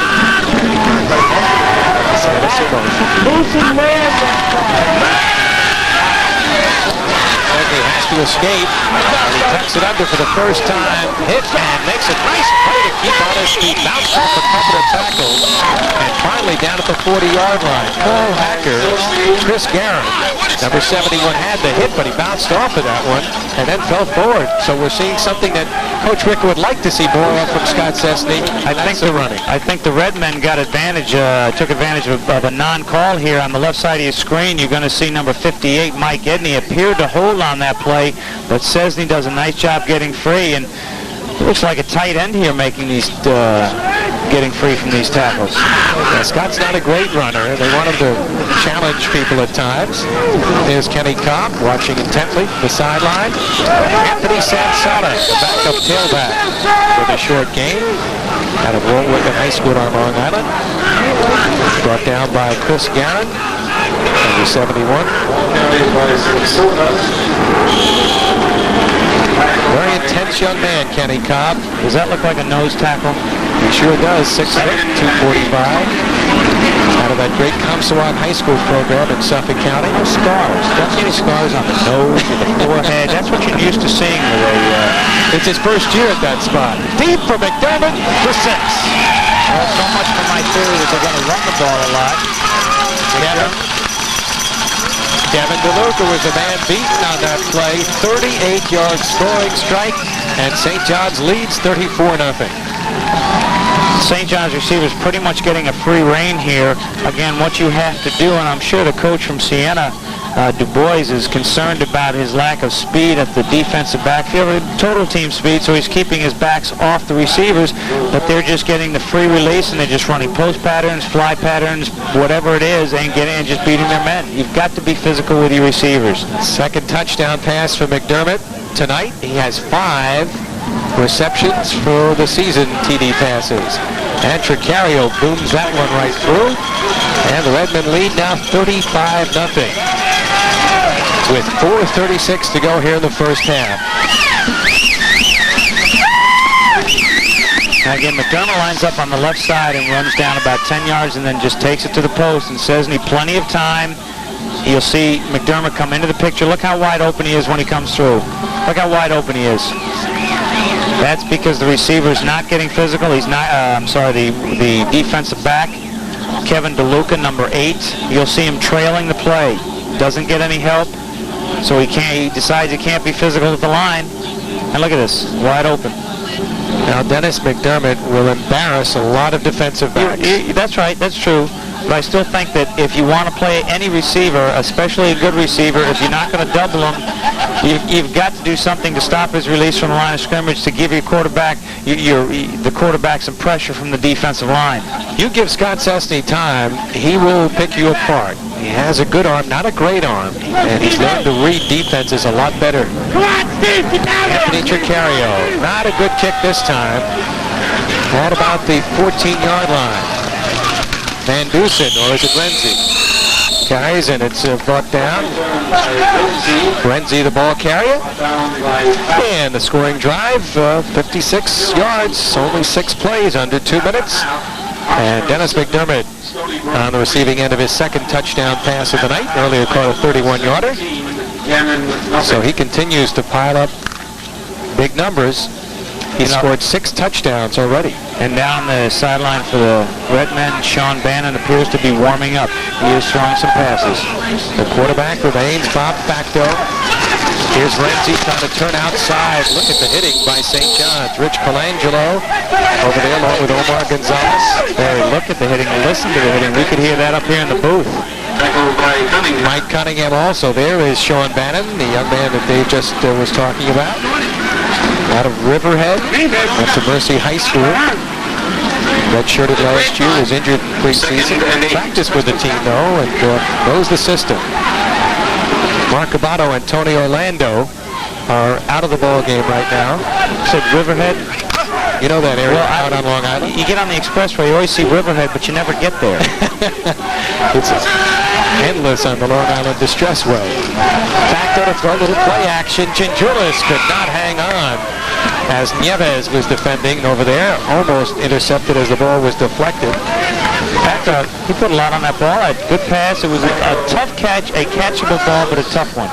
Gingiulis, the intended receiver, is their best route receiver.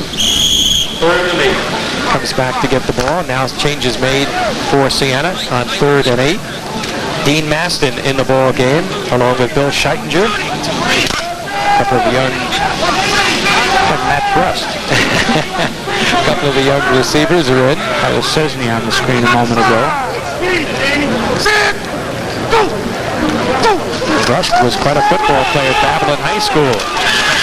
Ryan Pillar with a nice gain for the first down. His best gain of the evening. Chris Farrell came up from the secondary and hit Ken Cobb in the game, but they ran right by him that time. So the Saints go marching here to the 42-yard line. Oh my, music, gentlemen. Pilla has gained 28 yards and 10 carries. Last week he was held to just 10 yards and 9 carries against Gallaudet. Under pressure from McKinney, number 81. Throws, and it is going to be incomplete up at midfield. Well, that was a nice play by the quarterback, Facto, because McKinney was right in his face, and he did a nice job eluding McKinney. Bill Scheitinger, number 25, was the intended receiver. Can watch him see McKinney. He's going to say, wait a second, stop. Nice job planting. Ball should have been caught. Facto 2 for 12 for 23 yards, and he's thrown 2 interceptions. One of those that resulted in a touchdown. Should have been caught. Pichetti, the 18-yard interception return. On the draw, Pilla got by one man, but he stopped as he goes to the 45-yard line. Sets up a 3rd down play coming up here, 3rd and 10. James Borg, linebacker, with the stop. So the Redmen playing with a lot of second stringers in there, giving them playing time. Gonzalez and McKinney are the ends right now. Cobb is the nose tackle. O'Grady, 39 in the ball game at a linebacking spot. Let's call it 3rd and 7. facto fumbled the snap from center from Ron Murphy. And St. John's has recovered the football. It appeared that Facto just went back a little before he had the ball, which you can do as a quarterback in your urgency to get back. Kenny Cobb got beaten on the play before. Let's see if he goes back. He sees back too fast, and he never gets the ball. You want to get back in the pocket to throw the pass, so you go back a little too fast, and the center puts the ball, no hands there to take it, so the ball hits the ground. Kenny Cobb, who has that intense eyes. There's a look at Sean Bannon, 6'2", 185-pound sophomore from Mercy High School out at Riverhead. Good drop-back passer. And some people, Dave, feel he's got a stronger arm than Scott Sesson. We'll find out perhaps right here as he screens it out to DeSantis. Nice move to get away from Chioda. And look at the strength of Manny DeSantis as he just keeps on his feet before he's brought down and out of bounds, rather. Brian Loba on the hit. But Manny DeSantis showing some good footwork to get away from John Chioda. And Holloway getting up slowly, but is making his way back. DeSantis has impressed me tonight with his strength and his staying after the play. Gets hit, but keeps going, tough to bring down. Manny rushed for over 765 yards last year, averaging a 5 and change. The reason that play worked so well is Siena dropped their defensive backfield about 20, 30 yards deep, and it was perfectly set up for St. John's. DeSantis has gained 90 yards on 12 carries after being held at just 50 yards last week. DeSantis. Boy, he's driving. He's tough. Paul Hacker had him wrapped up, number 99. Hacker, 230 pounds, but DeSantis just kept driving. Keep in mind, he's not going against the biggest guys, but he still is showing some good toughness out there. So DeSantis with a minute and a half.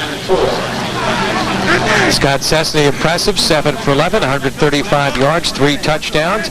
And probably more important for St. John's, no interceptions. Didn't have any last week, doesn't have any tonight. And that was part of a problem he had last year. His percentage was only about 47% completion. That's got through 19 interceptions last year.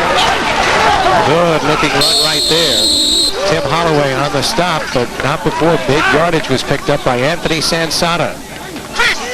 You know, one thing that the coaching staff from Siena told us last year and this year, the defensive backs are making too many tackles.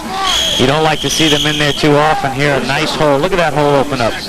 And he's just gone. Holloway's going to meet him here. Bang. In fact, their defensive backs were 3 of their top tacklers last year, 3 of their top 4. Now McDermott with single coverage against DeLuca lines up at the top of your picture. Let's see if Bannon goes that way. A lot of room to work with over there. Looking for McDermott. Beautiful 6-pointer. However, there's a flag on the play at the line of scrimmage. Kevin DeLuca again was the man beaten on the play. I think they're going to bring it back. Offensive holding against St. John's. You know, you talked about they had single coverage up there, a lot of room to work with. They're working from the right hash, which gives that whole left side of the field plenty of room. And one of the favorite St. John's patterns is just to release McDermott or sometimes Amalfitano outside and let him go. Holding, offense, repeat first down. Well, Sean Bannon will have to try again to get his first collegiate touchdown. Why not come back with the same play? If it worked once. Well, I guess not. McDermott's coming out. Jason Viller, number 12, has checked into the ball game for the Redmen. Sam Amalfitano up on top. Same play. DeLuca's playing pretty far off. Doubt it. The setback is Manny DeSantis. First and long. Which maybe too much time here. Delay of game penalty should be called against St. John's. So the Redmen pushed back to cross the 30. Delay of the game, offense, first down. Scott Kantrowitz checks in the ball game in the backfield for St. John's as we're down now to 36 seconds to go in the first half. Redmond leading 35-0. Don't forget Carl Rudder coming up at halftime, and we'll have a special feature on one of the legendary voices in New York sports. It's a beautiful piece. Hope you'll stay tuned for that. David Carl will have highlights as well as other interesting interviews. Bannock, nice drop back, throws over the middle, incomplete, down and around the 12-yard line, looking for Amalfitano. And also out there was Brian Heary, the backup split end. Tim Holloway was defending. Clock stops with 32 seconds to go. Let me ask you a question, Barry. You think if they get stopped here, they will try the field goal? I would say no.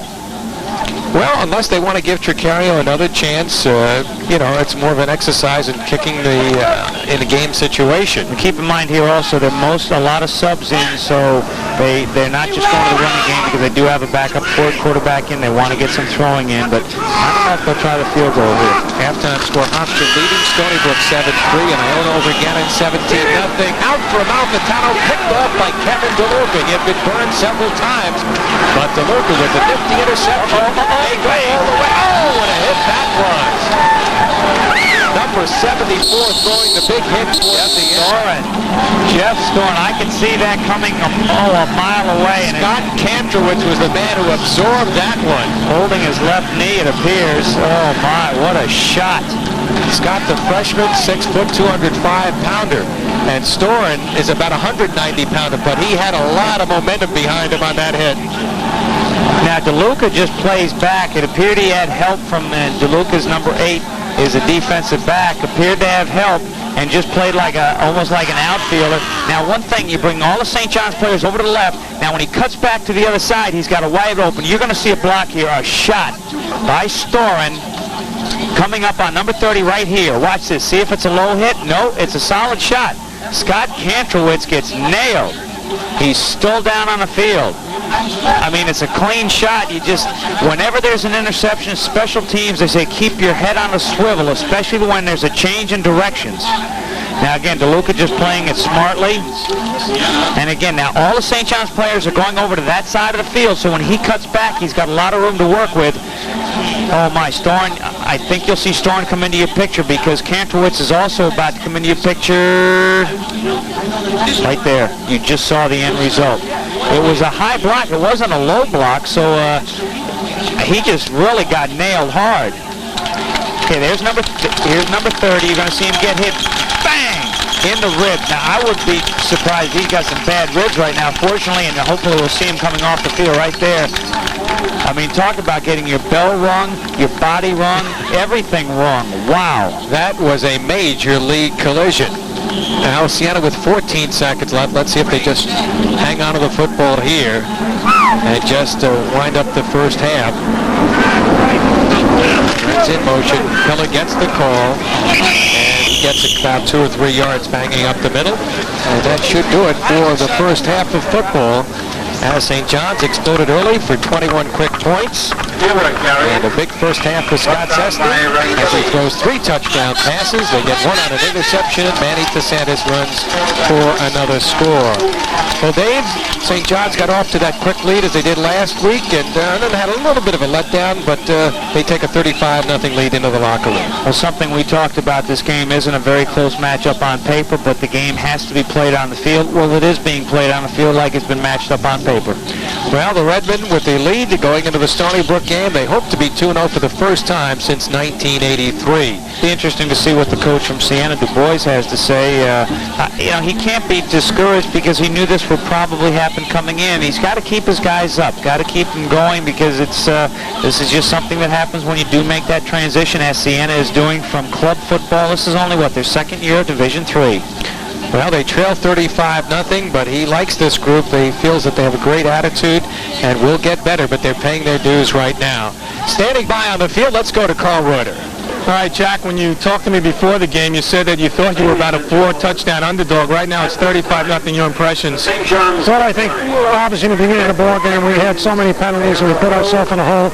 In St. John's, which is a physical team, we just couldn't handle them up physically. We had ourselves on our own end of the field most of the time, so we just couldn't do much with it. So second half, I hope we get better field position and try and do. You had one gutsy call that you made there. You were trailing, I believe, 21-0 at the time. It was 4th and inches on your own 45. You elected to go and you got it, but you got pushed back by a penalty. Did that take some steam out of you? It hurt us, there's no question about it. I mean, we have a first down and then we turn it back over to them. We just gave them the ball in field position, and they got an excellent receiver, and they took advantage of everything that we did. All right, what are you going to say to them right now in the half? Play a lot. Coach, thanks for coming by. All right, Jack Du Bois, his impressions on a 35-0 deficit that they face going into the locker room here at St. John's. And when I come back, we'll have a halftime feature on a legendary voice in New York sports history. All of that upcoming along with a Todd Jamison interview, so stay with us.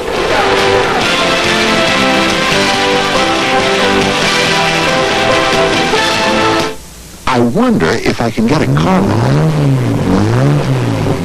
Oh, I wonder if they'll give me a vacation loan. Join the Apple Bank family and you'll never have to wonder if you can meet your financial needs. You'll get a personal family banker, free, no bounce checking, and more. Join the Apple Bank family and feel good about banking again.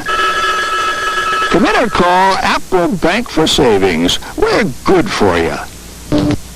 Meet the Mets, meet the Mets. You're a Mets fan? You can't be a Mets fan if you don't have Triple Play. 3 collectible video cassettes of the Amazing Mets, created exclusively by Sports Illustrated Video and the Mets. Number 1, an amazing era. Casey Gill and all the rest. The doctor making his rounds. The franchise proves you can go home again. Watch Darryl having a barrel blasting his homer and robbing other players of theirs. Number 2, the lighter side of the Mets. Nobody's perfect, not even Rodney. Number 3, 1989 highlights, opening day for the pennant race. Triple Play. You get all 3 collectibles for 3 easy monthly payments of only $19.95 each. To order, just pull out your credit card and call 1-800-356-3500. Triple Play. Use your credit card and get free Sports Illustrated Super Duper Baseball Blue. Attention. Here's the brand new incentive from GMC Truck. GMC Truck has now made it possible for your dealer to pass along hundreds in savings. Plus, you can still benefit from these other incentives. $750 cash back or 2.9 GMAC financing on S15 pickups or S15 Jimmys. But now, brace yourself for the real incentive.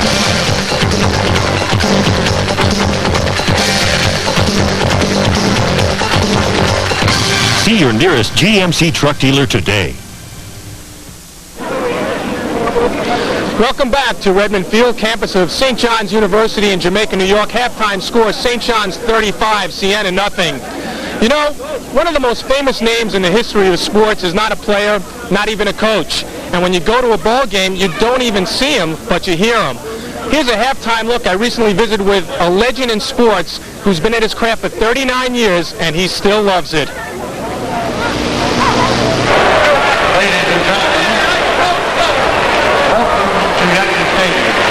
The man behind the voice is Bob Shepard, longtime public address announcer for the New York Yankees and the football Giants. But how did it all begin? I volunteered my services for this charity game at the Freeport Stadium. They were glad to have me. I did the game. I seemed to impress a lot of people that night. And one of them said to me, the Brooklyn Dodger football team at Ebbets Field is looking for a public address announcer. Why don't you go down and tell them who you are? So the following day, I went down to Brooklyn, went into their office. I said, I was the announcer last night. I hear you need an announcer at Ebbets Field. They said, Bob, the job is yours. How much do you want? And that's how it began. That's how it began. I worked for the Brooklyn Dodgers that year. They had a terrible team. They had very poor attendance, and they folded. But the New York Yankee football team, having heard me do the exhibition game, asked me to come up here to Yankee Stadium and do Yankee football. When the baseball team heard me doing football, they asked me to do baseball. And at first I said no, because my teaching is paramount, much more important to me than my public address work. And I couldn't make it because there were so many day games at that time. But eventually they said to me, bring somebody in as your backup and we'll be satisfied as long as he does a competent job. So I hired somebody to cover for me when I couldn't be here, and that started 39 years ago, and it's still working out. Bob Shepard has announced some of the most famous names in the history of sport, but not too many people know that he was an outstanding quarterback for St. John's in the late 20s and early 30s. The football was larger. When I grip a football today, I think, oh, my passing records would have been so much better instead of the balloon that we had as a football. It's streamlined, it's trim, it's easier to grip. In the old days, you almost had to palm the ball and put a lot of saliva on your fingers in order to get it to spiral. In the opening game, when I was a 17-year-old freshman, Holy Cross up in Worcester, Mass. was our opponent, and they were kicking off to us, and I was on the goal line receiving the kick. And I got it, and I started up the middle, avoided a couple of tackles, got to midfield around the 50-yard line with one tackler between me and the goal line. I remember this vividly. I faked and went left, and he hit me. He nailed me. And until now, I think I should have faked to the left and gone right, and I would have gone 100 yards for a touchdown on the opening kickoff against Holy Cross. I was 17, but I remember this as if it were yesterday. In his 39 years as public address announcer for the Yankees, Bob Shepard has witnessed some of baseball's greatest moments. The things I remember most are Don Larson's perfect game in the World Series. Beautiful performance. Reggie Jackson hitting 3 home runs in one game in the World Series. Mickey Mantle hitting a ball that almost cleared the roof way out there in right field, just missed by about that much. Roger Maris hitting his 61st home run here. And I remember writing a poem on the spot when that ended, which went something like this. I called it Roger Maris Says His Prayers. They've been pitching me low, they've been pitching me tight. I've grown so tense, nervous, and pallid, but my prayers are full of joy tonight. For Tracy Skyward. He was the one who pitched the wonderful pitch that Maris hit in there. Almost 60 years after his graduation from St. John's, Bob Shepard is still very much a part of the university. He's the voice of St. John's football and basketball, as well as being a professor of speech. My teaching is more important than my broadcasting. That's because I feel I'm making a greater contribution to society and to people as a professor of speech than as a public address announcer. I'm not denigrating the public address work.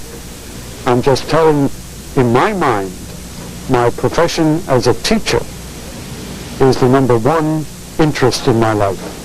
Following that is my interest in sports. If Bob Shepard was to introduce Bob Shepard, how would Bob introduce himself? Oh, Carl, that's a tough question. I probably would say, ladies and gentlemen, let me introduce a lucky, fortunate, blessed man who's had good health and good luck and good fortune all of his life.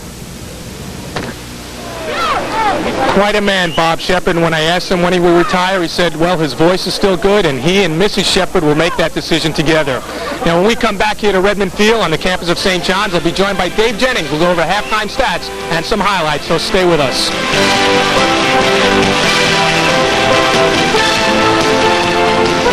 Joining the ranks of the great sandwiches of the world, we proudly present the Dunkin' Donuts croissant sandwich in 9 varieties, from chicken salad to bacon and egg with cheese.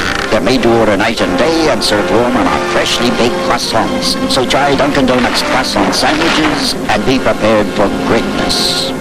Now at Dunkin' Donuts, get a made-to-order egg and cheese croissant sandwich at a made-to-order price, just 99 cents.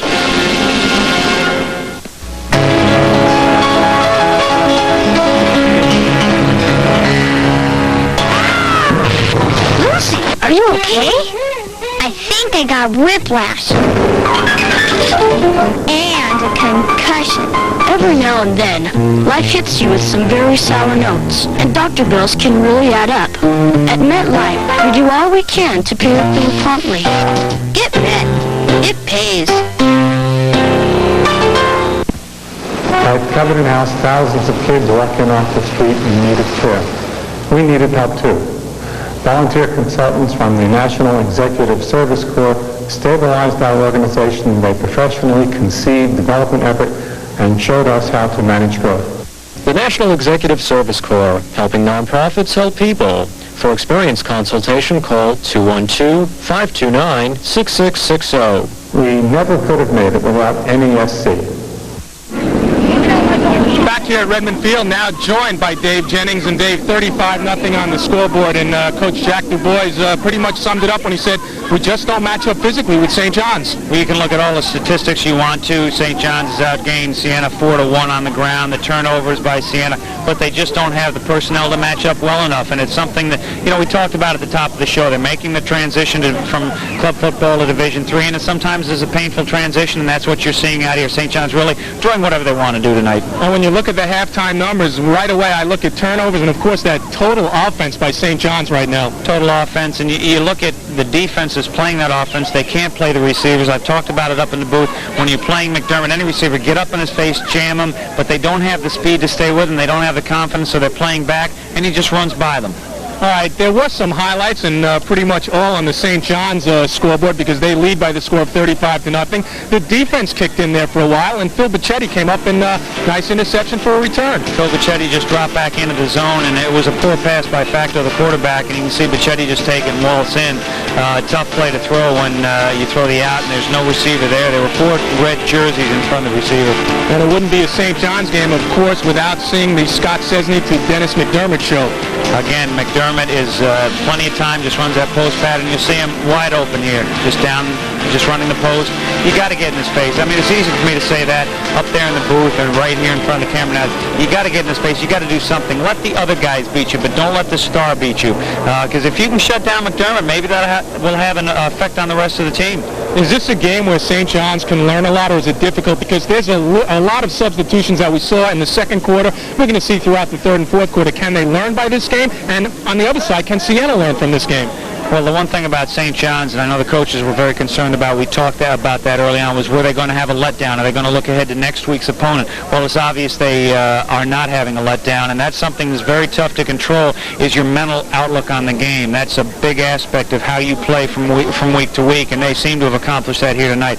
Siena, it's going to be a little bit of a long transition, and it's a painful one, but it's something they're going through right now. As we talked about, something like Fordham's going to 1AA. I think, and from your days playing in the NFL, I think the one thing a coaching staff might be concerned about is to try and stay away from, of course, injuries in a 35-0 game in the second half. Well, sometimes you can let down a little bit on the field once you get that comfortable lead, and when you do so, you relax a little bit, and that's when guys get hurt. When that, I'm not saying the St. John's players are relaxing, but when you're ahead 35-0, the urgency isn't necessarily there. All right, thank you, Dave Jennings. We're going to take a timeout here, and when I come back, we're going to have maybe the most exciting football player in St. John's history. So stay with us.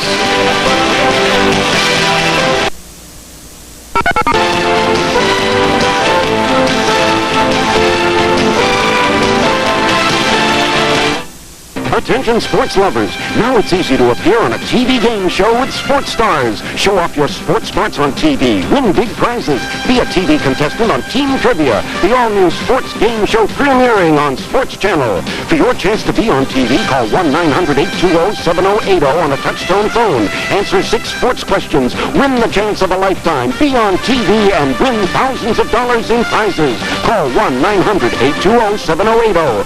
Show them you're a winner on TV. Now you can win with the Mets. Each time you use your Mets MasterCard from Manufacturers Hanover Trust, you get another entry to the Mets MasterCard sweepstakes. And each month there's a powerful lineup of great Mets prizes that you can win. So if you've got the card, use it. If you don't, apply now. Hey, who knows more about winning with the Mets than me?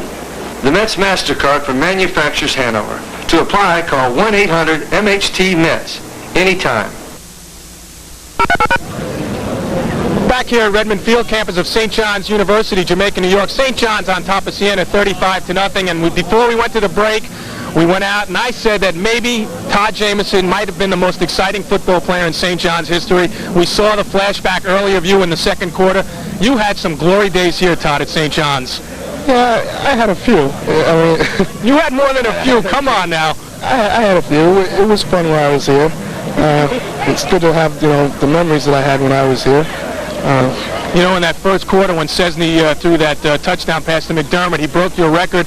And I went over to Scott and said, what about that record? You took Jamison's name out of the book. He said, yeah, but Todd was still better quarterback than I am. Yeah, he's humble. He's humble, but you're humble also. You had some great days here. What was it like in the early days of Division III at St. John's? Well, what it was like when we were here, it was fun. We had a lot of fun. We wanted to win, but we wanted to have a lot of fun, and winning always helps. Helps you have fun. It seems like the program's changed a little bit since we've been here. Not that they'll have fun, but it's really progressed a lot. A little more serious out on the field? They're a lot more serious. They're a lot more into off-season workouts, things like that. And the program is really taking a step forward. You can see from the facilities, it's only the third time I've seen the field. Now, how about this guy here? Who's that running in for a touchdown? That was an in-shape Todd Jamison. An in-shape Todd Jamison against Hofstra, who long-time rivals of St. John's, and that game will be renewed this year, and of course, Sports Channel is going to have it. You remember some of those games? You remember that dashing run that you had? I'm fortunate that game was on TV, and I was fortunate enough to have it taped. So I watched every now and then to bring back some of the memories, but I could never do that again. Come on, you're not that old, are you? I can't understand without getting out of breath. You remember those games, though? I mean, you had some bitter rivals with Hofstra. Yeah, well, it started from me going to school there my freshman year, and that's what started the rivalry. Things didn't work out at Hofstra, and through a lot of different circumstances, I couldn't stay there any longer. But we're coming to St. John's, that kind of added a little gasoline to the fire. So that's what made the rival so much better. Well, that game is going to come up towards the end of the season here. We're going to have it on Sports Channel, Hofstra and St. John's once again.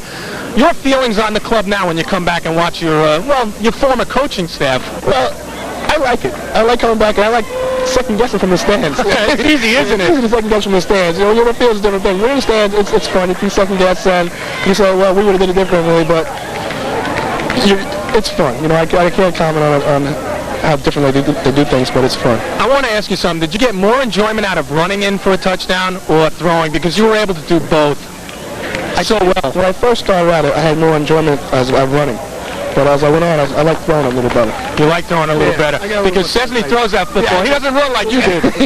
You ever talk to him about it? I haven't talked to him about it. He's smart. Don't get beat up when you don't have to. You see those big 250-pound linemen coming after you. You don't like that, huh? I've gotten bigger since I was here, too. How come? All of a sudden, even Division III, we're seeing 260, 270. I think that's part of the program. The progress of the other program.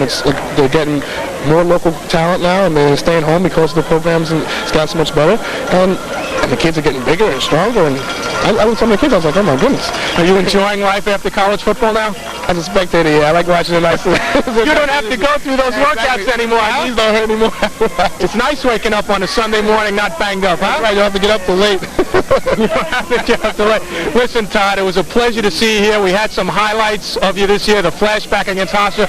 It was a pleasure to watch you. You had some great days here at St. John's.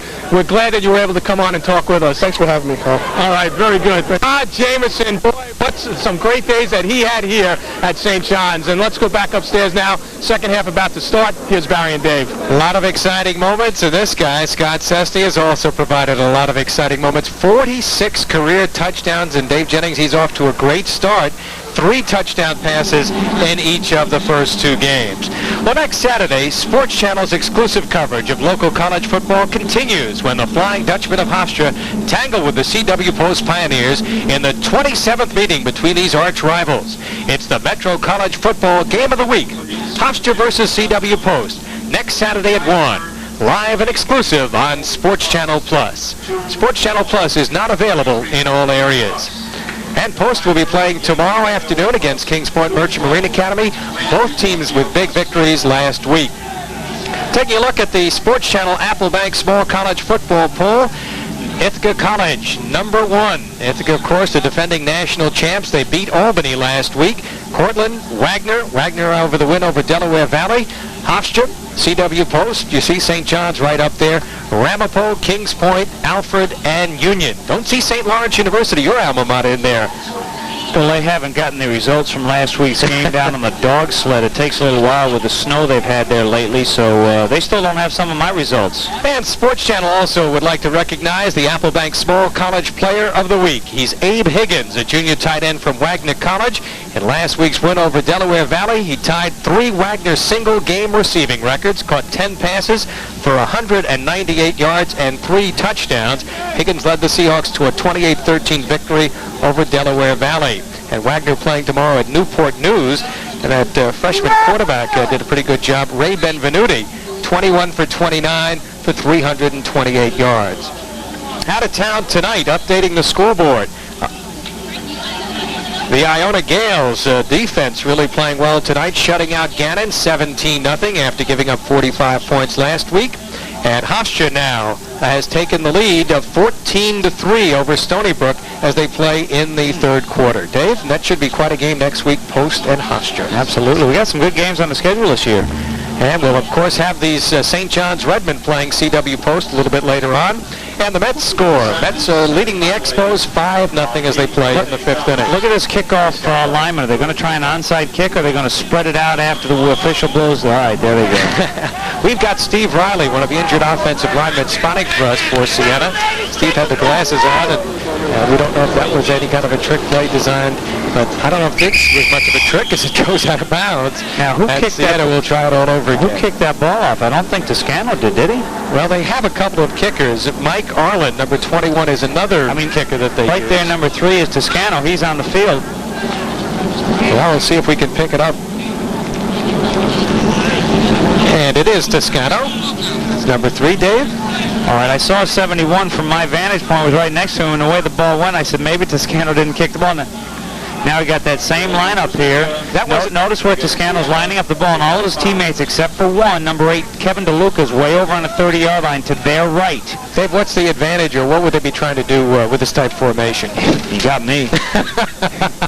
I mean, no, what they could be doing is setting up the onside kick, but they're not in very good position unless they kick it straight ahead. Now they break, and we'll have the kick coming here. Toscano steps forward and drives this one downfield to Santis at the 17. Manny across the 30, pickup of around 15. Mike Labrizzi, number 41, on the stop. And the REDMEN take over. Let's see what they do as far as changes. It'll be Bannon in there to start the second half at quarterback. Number 11. And also in the ball game, Anthony Sansada. What do you look for from St. John's here in the second half? What do you think Bob Rick is trying to accomplish? He wants to just get the second team going, but these guys want to play. They don't get a chance to play a lot, so he's almost got to curb some of their enthusiasm. He doesn't want to blow out. He doesn't want to pile up the score here, but these guys want to play. They want to succeed. Jason Viller in the ball game as a flanker. Number 12. Handoff going to the tailback, Sansada, and he'll get across the 35 to around the 37-yard line. Brought down by Tommy Nightingale, the 220-pound senior, who's a very dedicated leader, the linebacker, along with John Chioda. Chioda doing a good job. He's been in a lot of plays tonight. Second and 6 for St. John's as Radulski comes out of the ball game. REDMEN working out of the I formation. Sophomore quarterback Sean Bannon threw an interception late in the first half.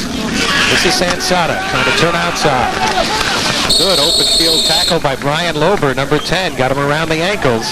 Brian showed a good job coming from a safety position, just sprinting all out to the sideline, and did a good job cutting down the angle. Brian had serious burns on his leg and was doubtful as far as playing tonight. Did not play last week in the opening loss to Gallaudet. He and Tim Holloway, a couple of game kids, weren't expected to see much action, but they've been in there most of the way. 3rd and 3. Sansada bounces off one tackle, but will be stopped shy of the first down as he got to the 41-yard line. Shut down on the play. John Chioda, number 7. Once again coming up with a hit out of Trumbull, Connecticut. Converted defensive back, a transfer from Niagara. When they gave up club football, he came to Siena. Well, there was your passing down, but St. John's just going with a conservative play, and I think you will see a lot of that here in the second half. Tricario punted just twice in the first half, averaging 45 yards. will be punting again. Bergen is the deep man, number 33, Danny Bergen. Good looking kick. Driving Bergen back to the 16, and after fumbling, Vince O'Grady covering him up. And Siena will have the ball deep in their own territory as they begin the second half, trying to generate some offense, something that they've had difficulty doing since going to Division III. They scored only 10 touchdowns last year, only 69 points. There is a flag on the play. Let's go back to that last play. Bergen was upset because as soon as he went down, he was down. The play should have been over, so there's no reason for any St. John's player to hit him. Now, if the whistle didn't blow, in effect, the play is still live. And what happened is,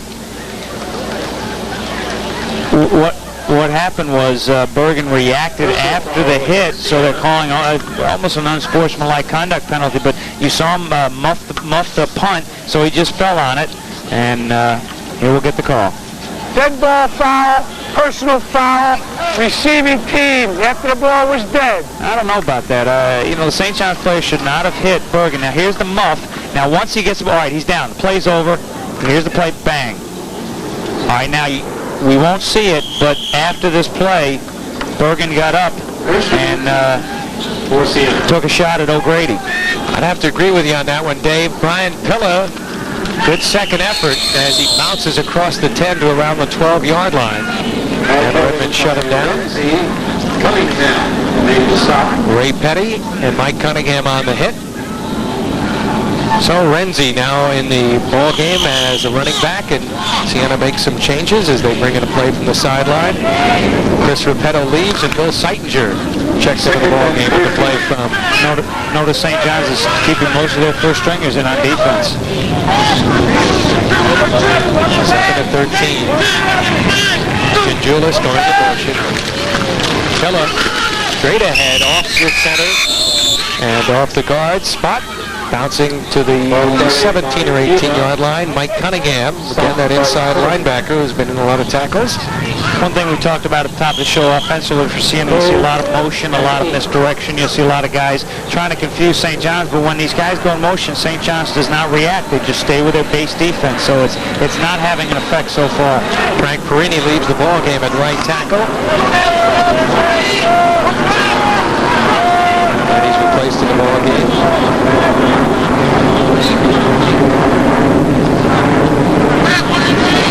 Play here for Siena. They're trying to get something on the board.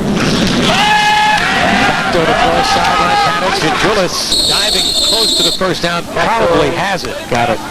Colangelo defending over there along the sideline. So the sophomore quarterback who was 13 for 27 last week completes one here. Important when you're a receiver, know where those third down markers are, or first down markers, so you can get the necessary yardage. And you notice I said right away, as soon as he got it, I said he's got it. As a punter on third down, you always keep an eye on that so you know whether to run on the field or not. And well, first down.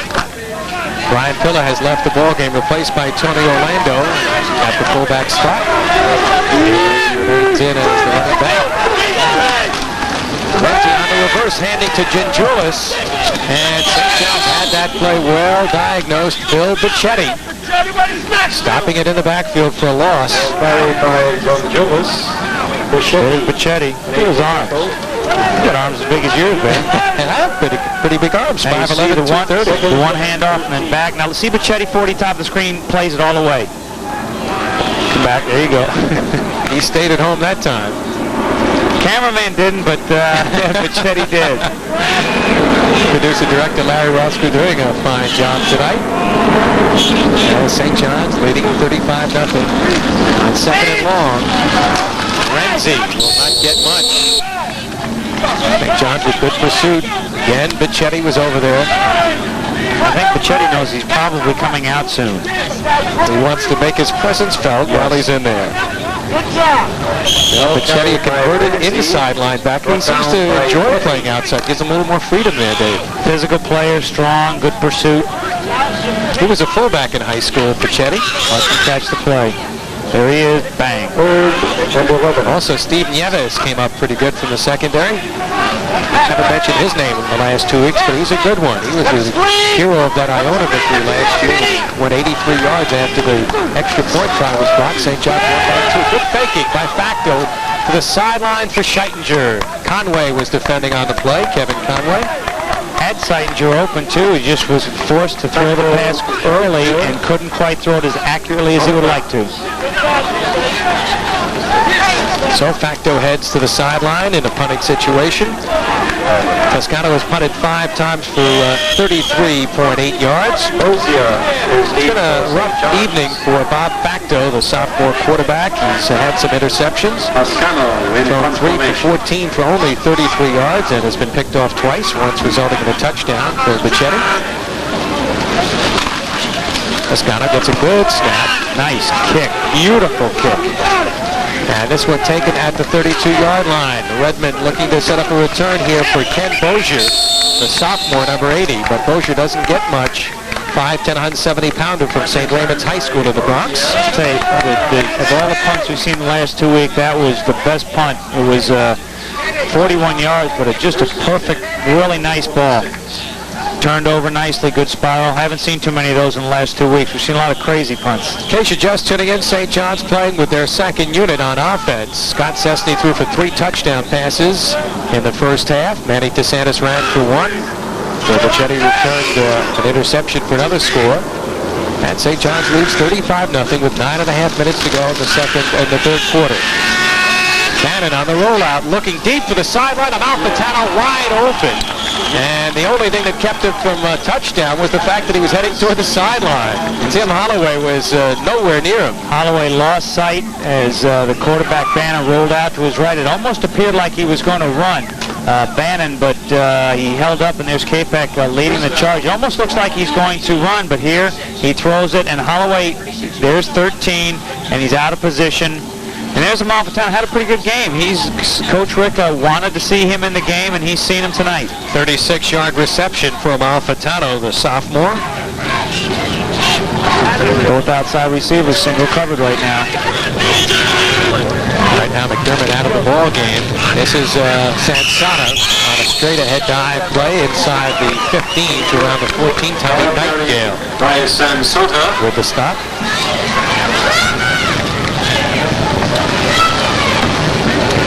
Nightingale had 8 tackles last week against Gallaudet.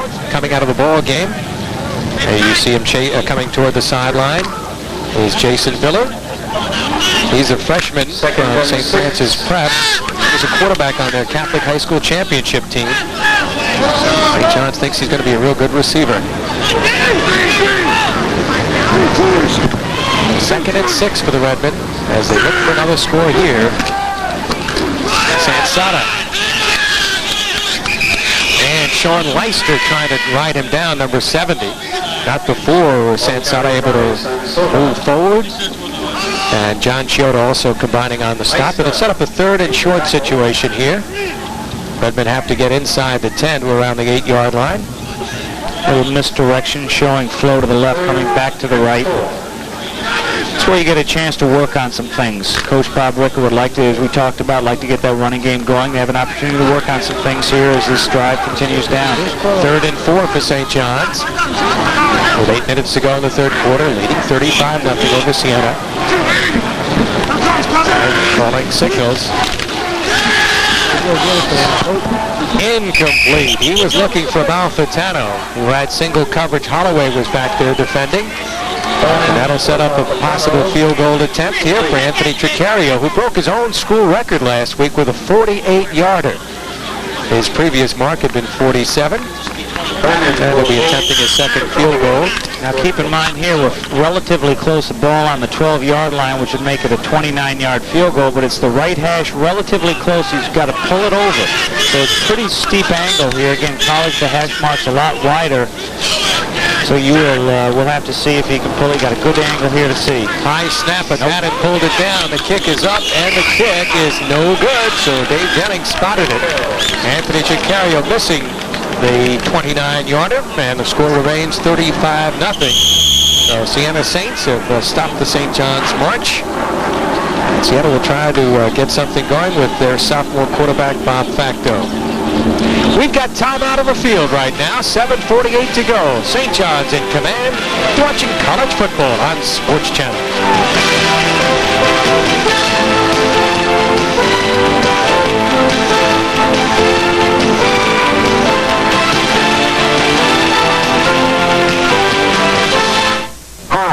I'm Jerry McDougal. At Apple Bank, we believe that our loyal customers deserve something extra. That's why we've introduced the Apple Bank Family Program. Members of the Apple Bank family receive special benefits like reduced rates on loans, free checking with interest, a low-rate Visa card, a personal family banker, and 24-hour banking. The exciting new learning experience, Dave, as you pointed out. So here we go now with Siena.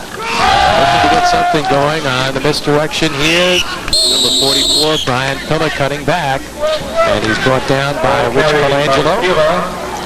St. John's hoping to avoid injuries heading into their big game against Stony Brook next week. By the way, Stony Brook continuing to play Hofstra tough. 14-3 is the last score we had late in the third quarter. You'll see Hofstra next week against CW Post. And Stony Brook has always given Hofstra fits defensively. They just don't give up a lot of points in the past. And Iona now leading Gannon by a score of 24-3. Mike Cabato with a good second effort as he was able to shed one tackle and crosses the 35-yard line before Steve Nieves able to pull him down. Good-looking run by the little guy, Mike Cabato. One of the toughest things you have to get across to a team, you'll see Cabato take the wide pitch here. Gives yourself an advantage. You split wide and you can pitch out wide. Nice block there. And watch him break the tackle. Keeps his feet going. Cabato keeps moving, but it's tough sometimes to tell your team, just keep playing hard when you keep losing. But if you keep doing that, eventually you're going to have some success. Update on that Stony Brook game. They have crept within 8 points of Hofstra on a field goal. Second field goal for Stony Brook. They trail now Hofstra 14, Stony Brook 6 late in the third quarter. And thanks to all the scoring updates, Frank Marcanello, St. John's Sports Information helping us out. Frank Pawlowski with the tackle. Teddy also chipping in on the play. So they'll set up a second down play here. Let's call it 2nd and 8. Now, blocks down on him on the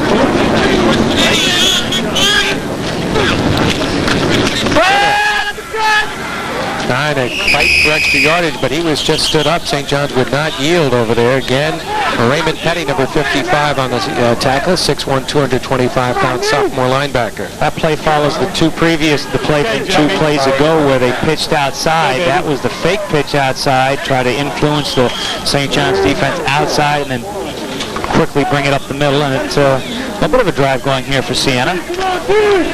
Now the Saints, who scored a touchdown last week, have had problems offensively and defensively, obviously, the first 2 weeks of the season. Back door on a third down play. Has time, looking for the sideline, incomplete. He was looking for Chris Repetto, number 86, out of Rockville Center, went to Southside High School here on Long Island. Reliable receiver, but the pass out of his reach, and he'll set up a punting situation. I can understand this, but Facto appears to be a little bit jittery back there when he throws the ball because of all the pressure. He's throwing it early, lofting it up there, and he just feels like he doesn't have the time to throw the ball. I thought we might see Facto run a little bit more. We had heard that he was a pretty good running quarterback, but that sprained knee could be affecting him in that area. Toscano to punt, standing at around the 30. Bozier will watch the ball bounce out of bounds, and there'll be no return on a very short kick for Toscano, who's been busy tonight. 23-yard kick. Doesn't like that one, coming off a very fine kick on his previous attempt.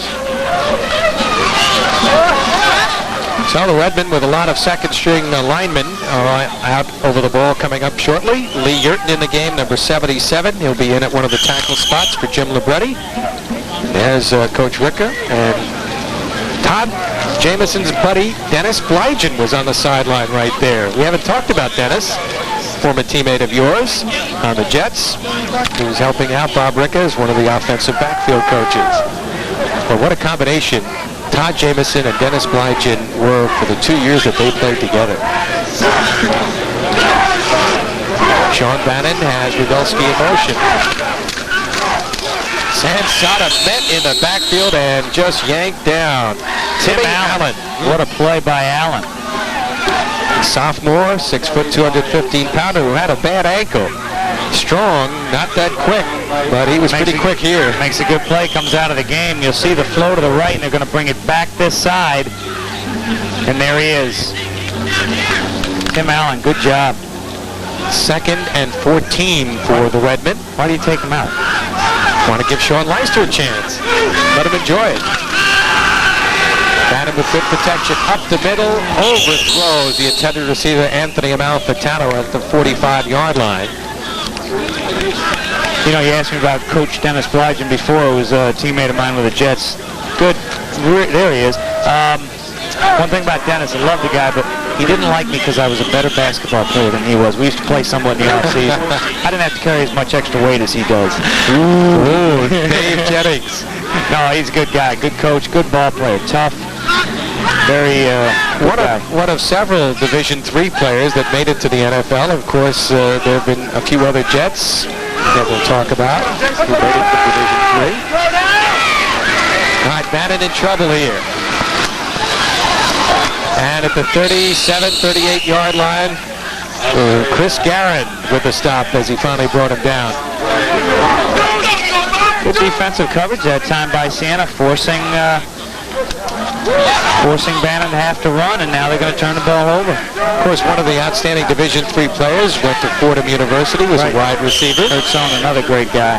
Love Creed, just retired last year. A guy who will give you 100%. Tricario booms this one downfield. Bergen at the 21-yard line. Moves a couple of tackles. And Villard, number 12, with the tackle. Otherwise, he might have been off and winging. So Jason Villard coming up with a tackle as Siena will have good field position at the 41-42-yard line. I'll tell you, Bergen, nice return on that one. If you can get by that first guy or two, you've got a lot of room to work. We talked about it last week with McDermott. 21-yard return that time for Bergen. Good punt, but Bergen did that a lot on the individual effort. So the Saints take over 1st and 10 here, trailing 35-0 with 4:16 to go. Oh, Facto, welcome in the backfield. Vince O'Grady, the outside linebacker, was coming. 5'11", 205-pounder from Monsignor Farrell High School on Staten Island. Some of your fan club here. The Redmen cheerleaders enjoying it. Last year in their 2nd game, show you St. John's has changed their schedule a little bit. They went up against Wagner. A little different competition. Wagner, of course, was a defending national champ last year. They've pretty good football played in the New York State area. You have Ithaca College, this year's defending champ, Wagner, another New York State school, the champ the year before, Division III. Facto to straight it out. That's Renzi. Renzi gets around Nieves and stopped as he got around to the 44-yard line. Nieves made a very nice play fighting off the block to come up with a play, but it was good play by Siena. Devin Mann eventually with a stop. Backup cornerback. So it'll set up a 3rd down play here. Siena continues to send players in from the sideline with plays. Van Dusen has left the ball game, number 22. Julius lines up as a flanker, number 11. After looking for Ginjulis, a diving attempt. Did he get it? No, incomplete. Ginjulis at the 45-yard line with coverage from Steve Nieves. Ginjulis just came down, ran a quick slant. The ball was there a little bit behind him, and he couldn't quite pull it in. A lot of almost plays for Siena tonight. Almost. So St. John's will get another punt here. Toscano's been busy in that department. I wonder if they have any fake punts in their arsenal. I mean, they don't have a 35-point fake punt, but Toscano's done a fairly good job tonight. Averaging about 33 yards. Bozier is the man deep. He sails that one. Got all of that foot. Bozier will wisely let it bounce. And the ball will die inside the 15-yard line at around the 10 or 11-yard line. So St. John's will have its worst field position of the entire evening thanks to that 45-yard kick with no return. So don't forget, next week, Yours truly, Barry Landers, along with Dave Jennings and Carl Reuter and our Sports Channel crew, will be at CW Post College, where the Post Pioneers will take on the Hofstra Flying Dutchmen. We're going to be at CW Post. Carl's going to be at Hofstra. Has anybody told him yet? Well, somebody's going to make an awful big mistake if that happens.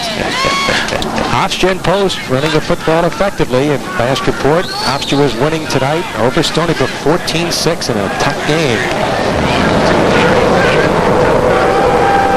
Quarterback is Sean Bannon. Hand off to the fullback.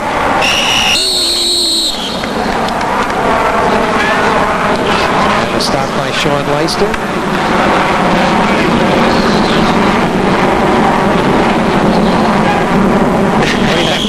I think he's enjoying it. It's a lovely evening. The weather really changed from this morning.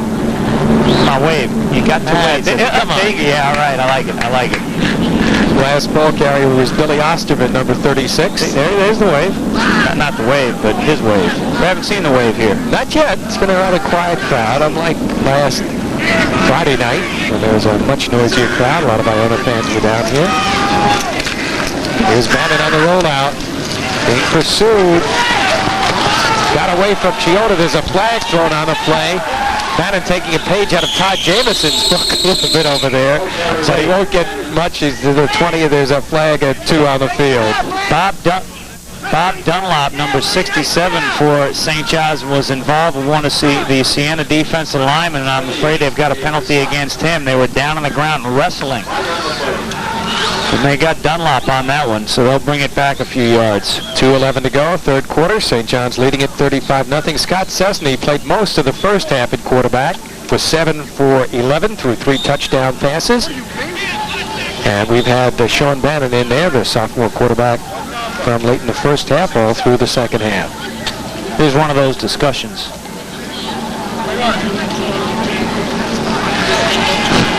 Illegal use of the hands, offense, second down. I think it was Dunlop, but of course here in college they never give you the guy's name or number. You can hide a little bit better. Although sometimes if you know who it is, the rest of the team will stay away from him. He'll kind of isolate him on an island. He's the guy, but Bannon comes back to the huddle after consulting on the sideline. He's 2 for 6 for 49 yards and 1 interception. Had a touchdown pass called back, you'll recall, on a penalty. Here's a look at the offensive line. There's a lot of substitutes in there. Should be a good hole. Working out of the eye. Fullback Osterman. He shows some good running ability. An 170 little guy. Brian Elliott, number 26, the inside linebacker on the stop, but he picked up some nice ground. Osterman only 5'7", 170, played on that championship team at St. Francis Prep with Jason Viller. You know, one thing you see about Division III football, you get a lot of young kids who haven't really filled out yet. And then during their 4 years, it's interesting to see what some of these kids do. Well, we saw what Mr. Gonzalez did. He went from 180 to 250. And I'll bet you weren't that size in college, Barry. No, Dave. In fact, I've gone the other way. You were taller in college? I've shrunk. You know, the incredible shrinking man in the movie. 3rd and 2 for St. John's with a minute 5. And on the keeper, let's see if the sophomore quarterback, Bannon, was able to pick up the first down. Probably measured here. They think it's first down. He's got enough. So Bannon picks up the first down, and the Redmond drive will continue with under a minute to go in the third quarter. So they made a movie about you. I won't say which movie. No, you said The Incredible Shrinking Man. Yeah, well, who played you, Mickey Rooney? Well, that was a long time ago. We're down out of 45 seconds to go. Dave Jennings with the puns here.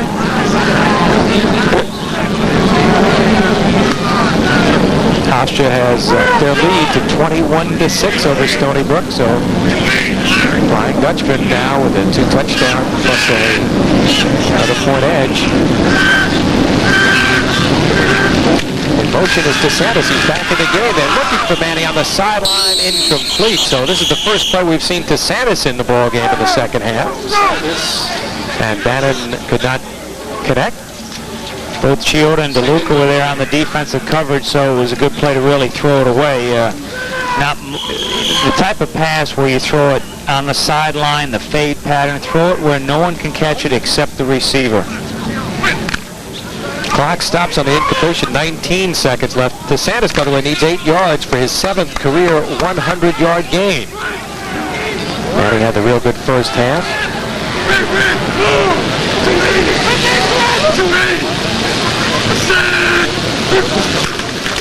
He's out of the ball game right now. The fullback, Osterman, blasting his way for about 4 yards. Tommy Nightingale on that stop. That will be the last play of the third quarter. Down now to 5 seconds. And that's it. Whistle blows. We've played 3 here at St. John's, and the Redmen with a comfortable lead. We'll be right back with fourth quarter action.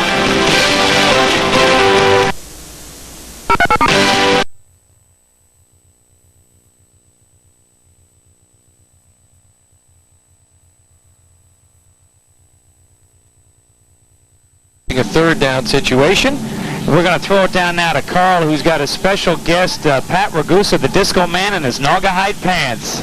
That's right, Dave Jennings, the Disco Man, who used to play here at St. John's, played for the Jets, also played some arena football. You're out here on the sidelines watching? Yeah, I'm enjoying the game tonight. I'm going to try and come to all the home games because, I enjoy, watching the guys here at St. John's play football. Why do you seem like you're so numb here? Come on, smile for me. Well, it's kind of a route here, so I really can't get excited about the game. Jennings says it might be those pants, but you have special interest. You really watch Tricario when he kicks, don't you? Yeah. Well, Dave, it's me and Eddie Murphy who wear leather pants. Look where Eddie Murphy is, so I still have, You got Eddie Murphy's money? Hollywood. He wants to know if you have Eddie Murphy's money. No, but I got his women.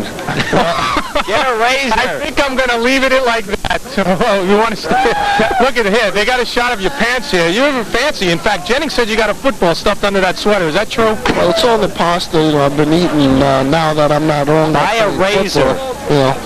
What about the beard? This is something new since we saw you last week. I don't drink. Well. I asked you about the beard. Oh, the beard. Well, I wanted to give it the rough look. The rough look. All right, Barry, Pat Ragusa, let's go back upstairs to you. Quite a character. Oh, my. Dave Jennings, you remember him from training camp for the Jets. He stole so many razor blades with the Jets, you'd think he would have kept a few so he could shave. No, hey, I don't mean, he's a great, I love Pat. He was, he had a pretty good leg. He just, it's tough to beat out a guy named Pat Leahy with the Jets. Pretty tough. A lot of guys have tried. While we had the interview on, as you saw, Sean Bannon completed a first down pass to Anthony Malfitano and threw the incompletion. So it's 2nd and 10 for the sophomore quarterback out of Mercy High School. And Osterman again getting the call. He's carried quite a bit here in the second half. Sean Leister shutting down the hole along with Scott Mulledy, the linebacker. Scott, another Long Island boy out of Kings Park, played for St. Anthony's High School. So I'm going to make enemies now. Blyden's going to be after me. Ragusa's going to be after me. Now, Ragusa's got a lot of friends. You better be careful with him. But Pat has had nice things to say about you off camera, though. So is Dennis, but get him on camera out of it. I love them both. They're great guys. Pat, by the way, second in the all-time scoring list as far as points at St. John's. He had quite a few field goals. Second to Anthony Tricario in that department as well. Bannon on third down. Under pressure, and he's hit as he coughed the ball up. Dangerous play by the quarterback. He's fortunate there was a incomplete pass. You hate to see a quarterback just unload it and not really be sure where it's going, but as a result, Bannon did save about 10 or 15 yards on the play. Chris Garrett, number 71, 6'4", 205-pound freshman who has a lot of potential. Was the man who really had the pressure cooker on the young quarterback. And once again, Tricario gets the kickoff, a line driver. And why didn't the short man pick it up? Siena says, well, I don't want it, you can have it. And the deep man will watch it die. Hey, Dan Bergen was right 16. there. Bergen should have picked it up. Tricario gets a break on that. Dave, were you the kind of guy that enjoyed getting those kind of rolls? Or those are what you call newspaper punts. You had a 25-yard punt. It rolls 25 yards. In the newspaper the next day, you had a 50-yard punt, so you say it was a boomer. All right? good point. That was a boomer, right? As a newspaper boomer. Mets continue to lead Montreal 5-0 in the 7th. And Iona's up their lead to 34-3 over Gannon as they try to even their record. Tony Orlando pulled out in the backfield. Vince O'Grady looking good as a substitute linebacker. I don't know if Gary Carter has much more to say. I'm sure he's having a conversation with Davey Johnson. One of your friends? You were talking with her before the game. There are a lot of pretty girls here at St. John's, which is the largest co-educational Catholic institution in America. I'm sure you would know that. 13,000 full-time students and 5,000 part-timers. Bob Facto, the sophomore quarterback. And did Repetto hold on? Short gain at any rate, if he did. Steve Nieves was covering. Incomplete.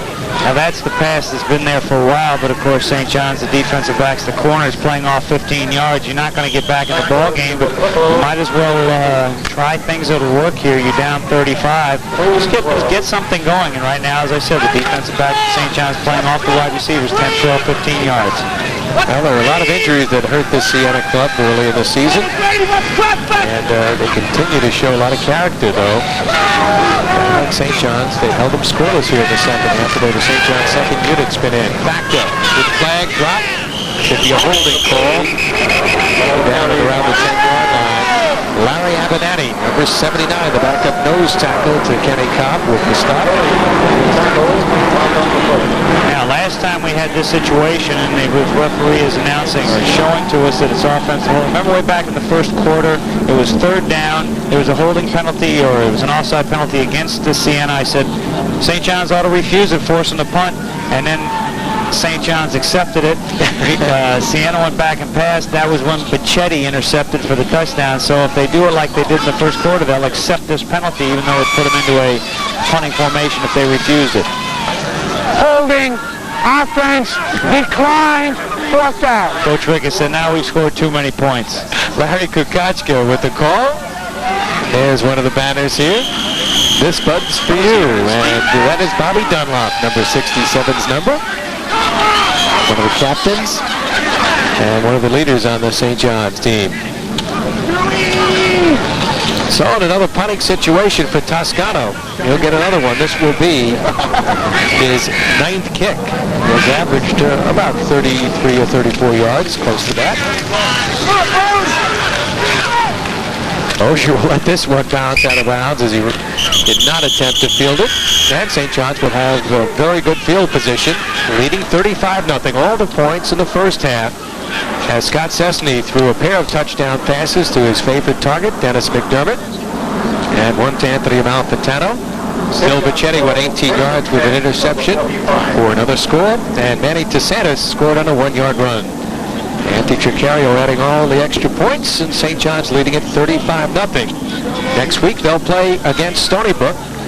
And as we mentioned, next week, we'll have Hofstra against CW Post. New quarterback in the ball game for St. John's. It's Jason Viller, who we mentioned to you as the quarterback on the St. Francis Prep Championship team, and they're going to get a look at him here at quarterback. He was a good running quarterback at St. Francis Prep. Let's see about his arm if he does put it up. Skopinski coming in motion. Flag on the play. Miller shows some good running ability to escape from a little trouble. And down as he got across the line of scrimmage by Charles Vianney.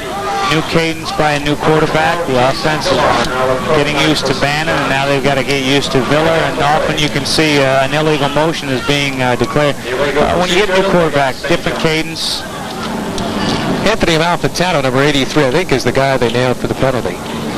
Here's Viller rolling out, and he's right away he's in trouble, which shows good presence. Now the only thing, see how he's holding the ball out wide? You got to put it away, because if you get hit from behind, when you don't see the guy coming after you, that's where you can lose the ball.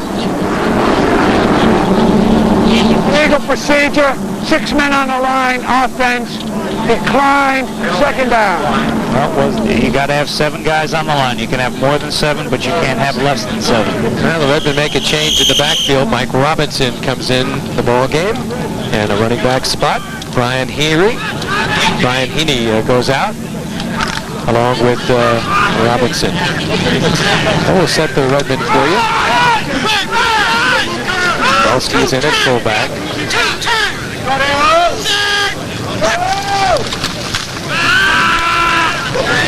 Miller throwing for the sideline. It is complete on the far side.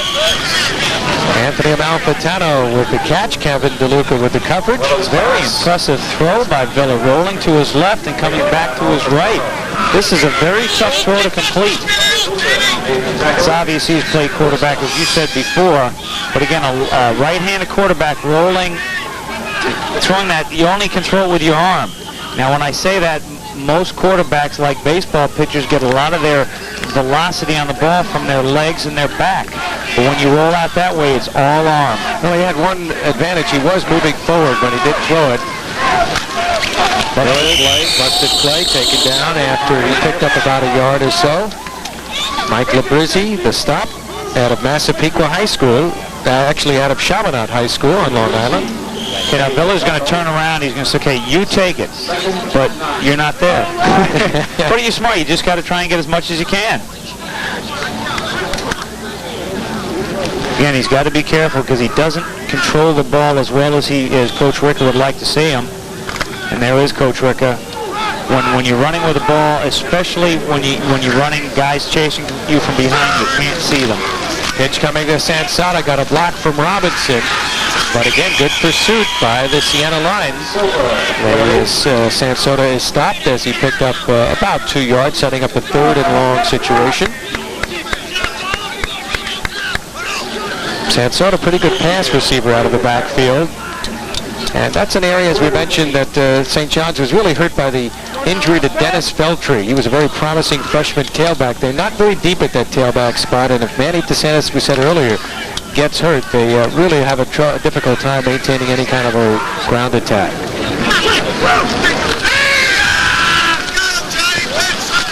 Filler gets a couple of blocks, sideline pass, flag thrown on the play. The intended receiver was Skripinski. I tell you, it's an interesting offensive philosophy with Villa in the game. It's all rollouts and all motion offense in terms of moving pockets. Well, it really creates a different look for St. John's when having Cessny and the other quarterback. The only problem when you do roll out like that, you may run, it can sometimes confuse your offensive linemen. Sometimes they can be downfield. Now here it appears like he's going to run, but then he throws the ball. Well, maybe he's taking a page out of Billy Highland's book. Both Billy Highland, of course, and the young man we're watching right now, Jason Villa, were products of Catholic high school football, played against each other at Holy Cross and St. Francis Prep.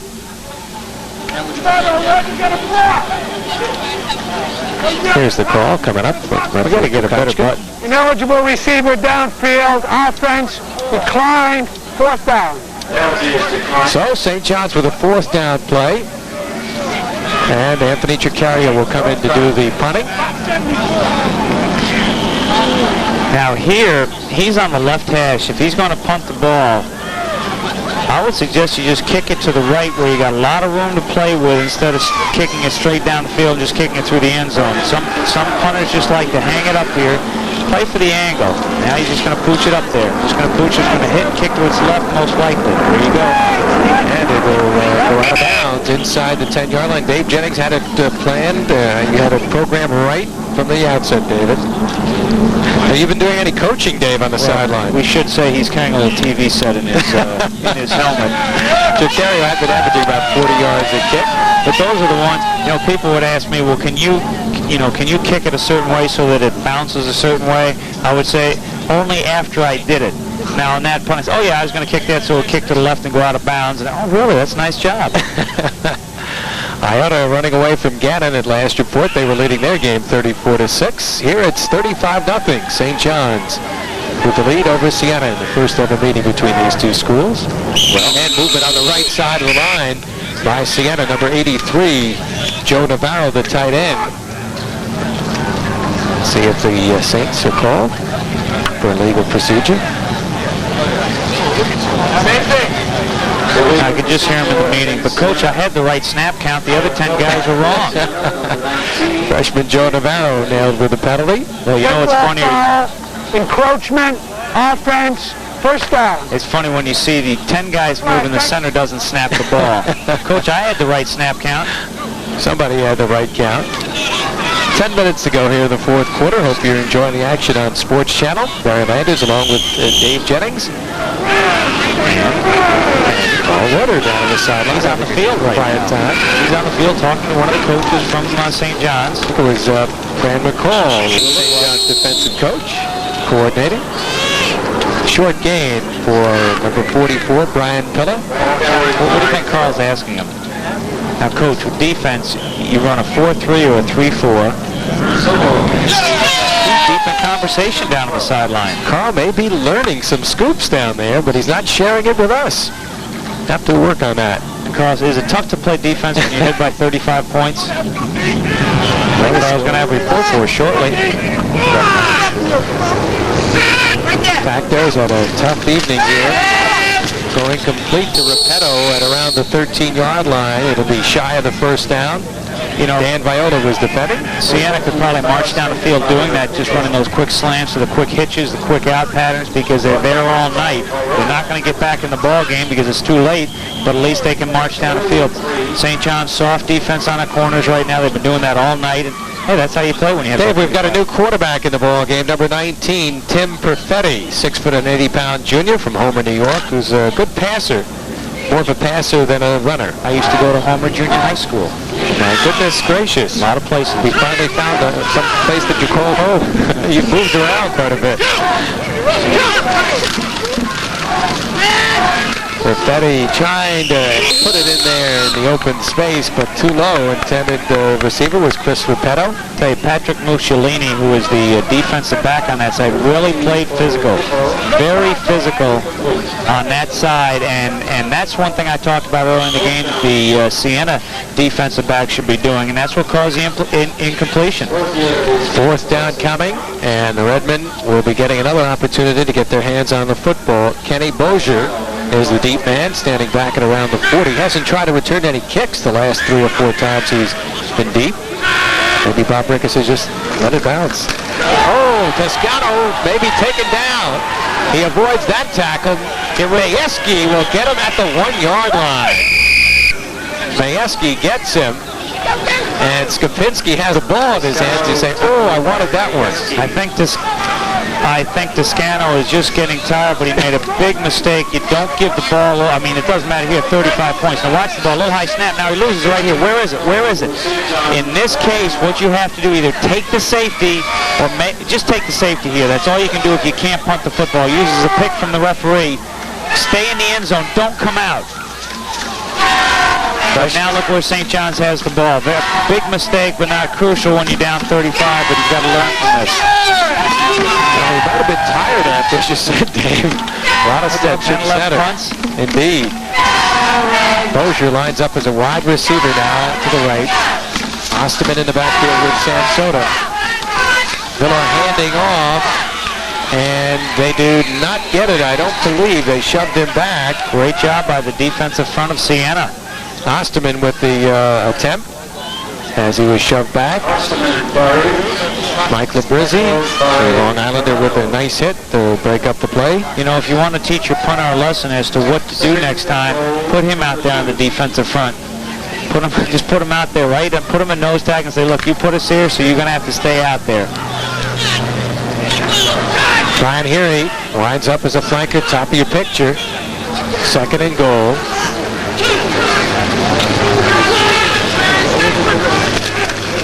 Sansota diving for the 6 points. Anthony Sansota gets his first touchdown in a St. John's uniform. Great block by Mike Robinson, number 13. Kicking out the defensive player, doing a nice job to allow Sansota to get in the end zone. So the Redmen get their first touchdown of the second half. Sansota with a 2-yard run to make the score 41-0. And it comes with 7:38 to go here in the fourth quarter. So Anthony Chicario, as he did last week, trying to make it 7 for 7 on extra points. Villa trying to make it 7 for 7, and it is up. And it is good. Let me check that and make it 6 for 6, not 7 for 7. Check my arithmetic, Dave Jennings. Actually, if you want to be 6 for 7 on kicks, because he did miss the field goal. All right. We'll be right back. 7:38 to go. Fourth quarter. The Redmen on a roll. Watching college football on Sports Channel.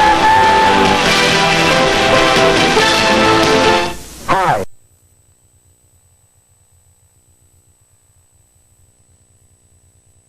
Points on the board on this play. Number 13 is Mike Robinson. Look at that girl. You can just, there it is. A nice kick-out block. Pretty block to let Sansada get in the end zone. And Tricario added the extra point. So we'll have Tricario kicking off once again. He's done an excellent job in that department. Not a particularly good kick here. Abata will take it at around the 12-yard line. You know, Barry, Tricario is listed as 5'11", 220 pounds. And we just saw Pat Ragusa, who is a place kicker here. Why don't you give the scoring summary, then I'll get back to my question. All right. As you saw it right there, 2 plays, just the 1 yard, and 47 seconds is the time it took to score. Tricario 220. Ragusa's got to go a good 240. What's this with St. John's place kickers? I don't know, Dave. What about punters? We've had some hefty punters. No. They're nice and slim. Good shape. Dave, we've seen Tricario do both punting and place kicking, and we see Toscano is also their place kicker. Is it difficult to do both? You don't see many teams, certainly in the pros, you see specialists, but maybe you can comment on that as Repetto is down as he gets to the 30-yard line. Well, the simple reason they don't do it in the National Football League is because there are enough players on the roster. It allows for specialization, and 2 guys can do 2 jobs better than 1 guy can. When you have 1 guy doing the job, now here Division III, you're trying to find anybody who can do well, and chances are your kicker will be able to do both because he probably did in high school also. The only problem with 1 guy doing both, if 1 guy goes in a slump, really 2 guys go in a slump, because if your place kicker goes in a slump, it's also going to affect his punting. Did you ever try to do both? Yes, I did. I did it my freshman year in college, and I was a much better punter than a place kicker. I know my first extra point that I tried for St. Lawrence was blocked by my own center. Perfetti stopped at the 30-yard line. Stopped by Michael Brizzello, setting up a 3rd down play. And he was only about 5'10", so you know it wasn't his fault. You know, you made a good point last week from back in those old days when you played Division III football to the current days of Division III football. The players are bigger, stronger, and faster, even at your alma mater, St. Lawrence. What's this back in the old days? Well, 15-year veteran of the National Football League. You've got a little age on 14, you. Well, we wanted to make it 15. So would I. I wanted to make it 16 or 17, but... 3rd and 7 for Siena, trailing 42-0 with 6 minutes to go here in the 4th quarter. Perfetti looking for the sideline, deep out there for Repetto. Incomplete. Defending was John Amato, the freshman defensive back from Brooklyn. Tough pass to complete because Amato had him short, and then he had help deep from Lou Pepe, who was just playing the deep safety, and Amato kind of bit on the pump fake, but it was okay because he had help deep. So once again, Toscano will be punting here. His last punt, of course, he had difficulty handling the snap, and eventually was brought down to the 1-yard line. Old days. 9 punts, and he's averaged about 31 yards. I once punted 14 times in a game. It's an NFL record. But whoa! Oh, another high step, and he makes a heck of a play to come down with it and get the kickoff. Catch the ball. Mosier will just back away from the ball, and it'll be whistled down at around the 31-yard line. A little pushing going on down on the field. Some of the players. Great play by Tricario, by Toscano to bring that down. Looked like you, Dave Jennings, with those great hands. Well, here he goes up and just gets his right hand on the ball and just taps it to himself. A great play. Now just get it out of there. Don't be concerned about a great punt. Just get it out of there. Now we're watching this in slow motion, so it looks a little slow, but just get it out. Good job. He sure did. No. Once you get out of your motion, which that was, you can't have running into the kicker. We have a discussion going on, an apparent timeout on the field. Let's go down on the field. Carl Reuter. All right, thanks very much, Barry. When you saw me speaking with defensive coordinator Fran McCall, this is what we were looking at. This is Fran McCall's depth chart for each game. Now you can see that he has it lined up left end, nose, and right end. And you see the 1s and the 2s next to the individual names. That's when these guys got into the game. As you can see, just about everybody played in the first half for St. John's. The INJ, of course, is the injured player Biter, who went out with a sprained ankle, but everybody has seen action. I asked Fran McCall if you can really get a gauge on a situation in a blowout game like this. He said yes, because you can see, especially the defensive backs, that they know how to read coverage. So he said you can get something out of these types of games. Barry? All right, Carl, a handoff to the fullback, and not getting much was Billy Osterman. We've seen most of the action here in the second half. Mike Labrizzi, who's made quite a few tackles on the stop. And we have a new quarterback in the ball game right now for St. John's, number 15, Sandy Rosenberg. 5'11", 185-pound freshman from Bryant High School, a native of Queens, Woodside. And St. John's makes a change in the backfield also with Billy Osterman leaving the ball game at the fullback spot. 2nd and 9. Crowd slowly starting to file out of the stadium here. Mike Robinson back in at fullback. He's an excellent blocker, as you saw in the touchdown run earlier by Sansada. Rosenberg back to Sansada. Falls forward to around the 35-yard line as the clock continues to run again. Mike Labrizzi, who has come up with quite a few tackles. Bright future they expect for this freshman. One area where football players get in the weight room is doing the squats, and you just saw Sansada almost employ a squat technique as he exploded into the linebacker and sent him flying. There's Fran McCall, quite a lacrosse coach for many years on Long Island, and a real good football coach. Was a football coach at Adelphi University. They had football, and Al Davis, maybe you don't know this, was an Adelphi University football player. We used to live on the Adelphi campus. My dad was dean of the Graduate School of Arts and Sciences there. They had good food at Adelphi, as you can see by looking at Coach McCall. Well, they did have some fine football teams many years ago. See, he got on me about my comments about Dennis Blyton last week, so I got to pay him back. Okay, Rosenberg on the draw, and nothing doing on the Redmond. Osterman stopped. Scott Kohita on the tackle. They've got a late flag dropped with 4:02 left. Don't forget, next week we'll try to update you on some of those scores. Hofstra and the CW Post Pioneers will be our Sports Channel telecast. Hofstra looking to make it 2-0 tonight, and the Post Pioneers playing tomorrow at Kings Point.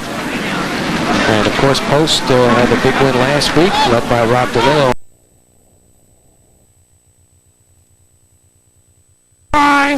Fourth down.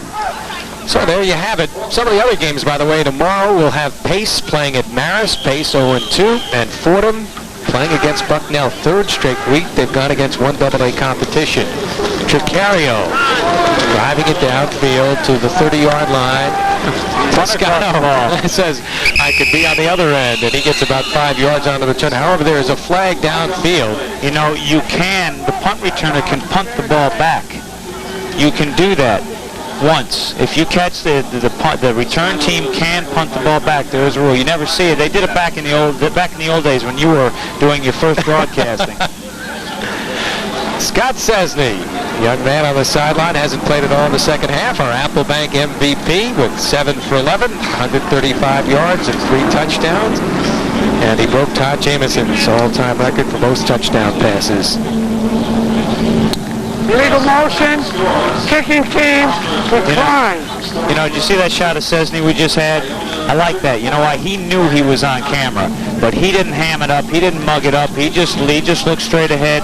Most guys you see these days, they see that little red light going on top of the camera, and they go crazy on the sidelines. Well, they wanted him to be more assertive this year, and certainly the way he's played the first 2 games has been very impressive. Young man from Mineola. Perfetti's pass picked off by St. John's with the ball, number 55, Raymond Petty, the sophomore linebacker. And the REDMEN pick off the pass. They're in excellent field position with 3:40 to go. Petty just dropping back into the zone, just stepping right in front of the ball. Nothing magic here. There's Petty, 55, just dropping back. There he is. It appeared it was tipped at the line of scrimmage. But again, not a well-thrown pass. There were too many St. John's defensive players, and there's Coach McCall getting his defense in the right position. Last week, the Redmen had 3 interceptions against Iona. They've picked off 3 tonight. So the defense has done a good job once again. Oh, speed demon. Good job. Redmond will undoubtedly keep the ball on the ground. Rosenberg still in at quarterback. Sansata is in at the tailback spot, working out of the pro set. And saying that, Rosenberg looked like he was going to pass. Well, he's keeping the ball on the ground. Not the way he would like to, but... You know, again, you look from a St. John's point of view, putting in these kids, they want to get them some experience. If your first stringers were still in, I could see him running the ball. All right, Dave Jennings out of town. The Iona Gales have won their first game with a 34-9 win over Gannon. And Hofstra, after having some problems early, falling behind Stony Brook 3-0, they came on to win, beating Stony Brook 28-6. So the Flying Dutchmen go into next week's game 2-0. And as we said, it should be quite a game. Hofstra at CW Post. Kwiatkowski's club coming up with a big win tonight. Another delay of game against St. John's. 2:54 to go. Let's last foul, delay of the game, offense.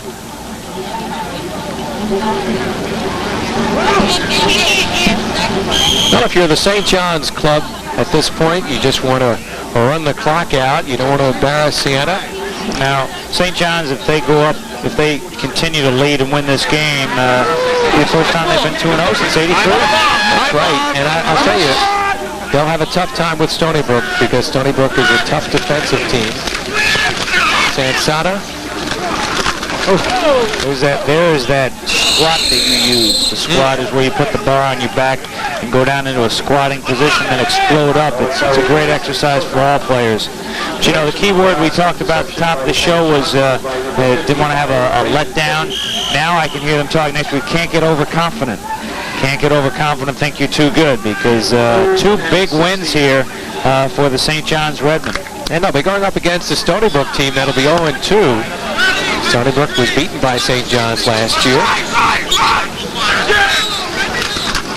Sansata to turn it outside. Chioda with a good play, wrapped him around the ankle. Robinson was trying to set a block over there. The penalty flag. And it's a holding call. Could be against Robinson trying to make a block over there on Chioda. Dave, one of the things that Bob Ricca has mentioned to us in chatting with him, he feels that teams improve more from their first game to the second game, and I would like your comment on that, whether you felt that St. John's improved in a lot of ways tonight. Tough to tell because of the competition tonight, but that first game you play, you don't know what you have. You don't know how your players are going to play. You got a lot of question marks in your mind, and then you play that first game and you know what you got. You see what you have, so now you can concentrate. You know, you got your second game. Holding, offense, third down. So you got your second game, and you already know what you've done. Now the third game, it gets progressively easier for the team. You know, one thing a coach wants to know when his team goes out there is, what are these guys going to do? You like consistent play from your ball players. You like consistent players. And if you know what you guys can do, it's a lot better for you as a coach, because then you can go out there and say, I don't know what these guys are going to do, and you know how you can call your plays a lot better, what offenses you can go, defenses you can call. Well, when you're playing against yourself, you really don't get a measure of how good or how bad you are. And that's, of course, what you don't get till you play your first game. Kopinski, the pass receiver, and out of bounds. It'll stop the clock, but Rosenberg has thrown his first completion. It's way short of the first down. They had to get to around the 22-yard line, but at least Rosenberg's in the record books. He's thrown a completed pass for St. John. It's one thing the players who are your backups and your third-string players like a game like this, because it gives you an opportunity to play. So these kids, some of these kids for St. John's are excited right now. Anthony Tricario will be doing the punting. Steps forward. High kick. As the Dave Jennings hang time on that one. St. John's touched the ball, so it's a free ball for Siena. And the ball whistled dead at around the 15-yard line with 1:09 to go. Sunday, Sports Channel's Ed Randall pays homage to the new Commissioner of Baseball, Francis T. Vincent Jr. So don't miss Ed Randall talking baseball with special guest Faye Vincent, Sunday at 10, exclusively on Sports Channel. I'd like to thank our spotters tonight from Siena, the injured offensive guard, Steve Riley, and from St. John's, Chris DiLorenzo, and of course Hal Sass back with us doing stats, doing another great job up here in the booth. You know, Steve Riley, as you said, injured offensive lineman for Siena, he told me he was the difference tonight. If he had been in there, it would have been 42 points closer. That has done a great job up here in the booth. I know that he would have rather been down on the field. Perfetti. Chased by McKinney. Do something. And down by McKinney. Also with a lot of pursuit over there for St. John's was Mike Brizello, number 53. And Larry Abenati, number 79. 46 seconds to go here in the fourth quarter. St. John's did all but one touchdown of their scoring in the first half. No scoring in the third quarter. Redmond led it 35-0 at halftime and really could have won by any score they had wanted to here. But Bob Rickard not known to run up the scores. This could be the final play. And Miller goes across the 13-yard line, close to the 15. And I think we'll have a timeout perhaps taken here to stop the clock. With 9 seconds left. Well, look at it. He looks a little wet.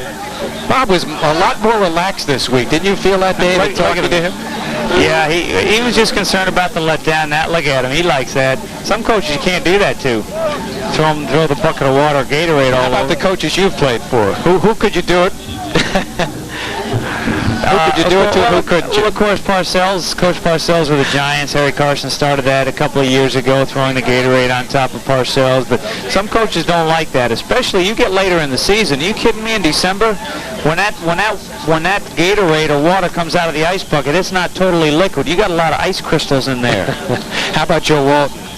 I don't think the players would do that to Coach Walton. He's not a water or Gatorade guy. Well, time was taken, stopping the clock with 9 seconds left. Perfetti will have one more chance here. They got a 43-point play in their arsenal. Siena, of course, with a great basketball tradition. They'll be playing in the MAC Conference this year. We'll see some of those MAC games right here on Sports Channel coming up in January. Here's Perfetti, and prophetically snowed under on the final play of the third of the fourth quarter, and this one is finally history. So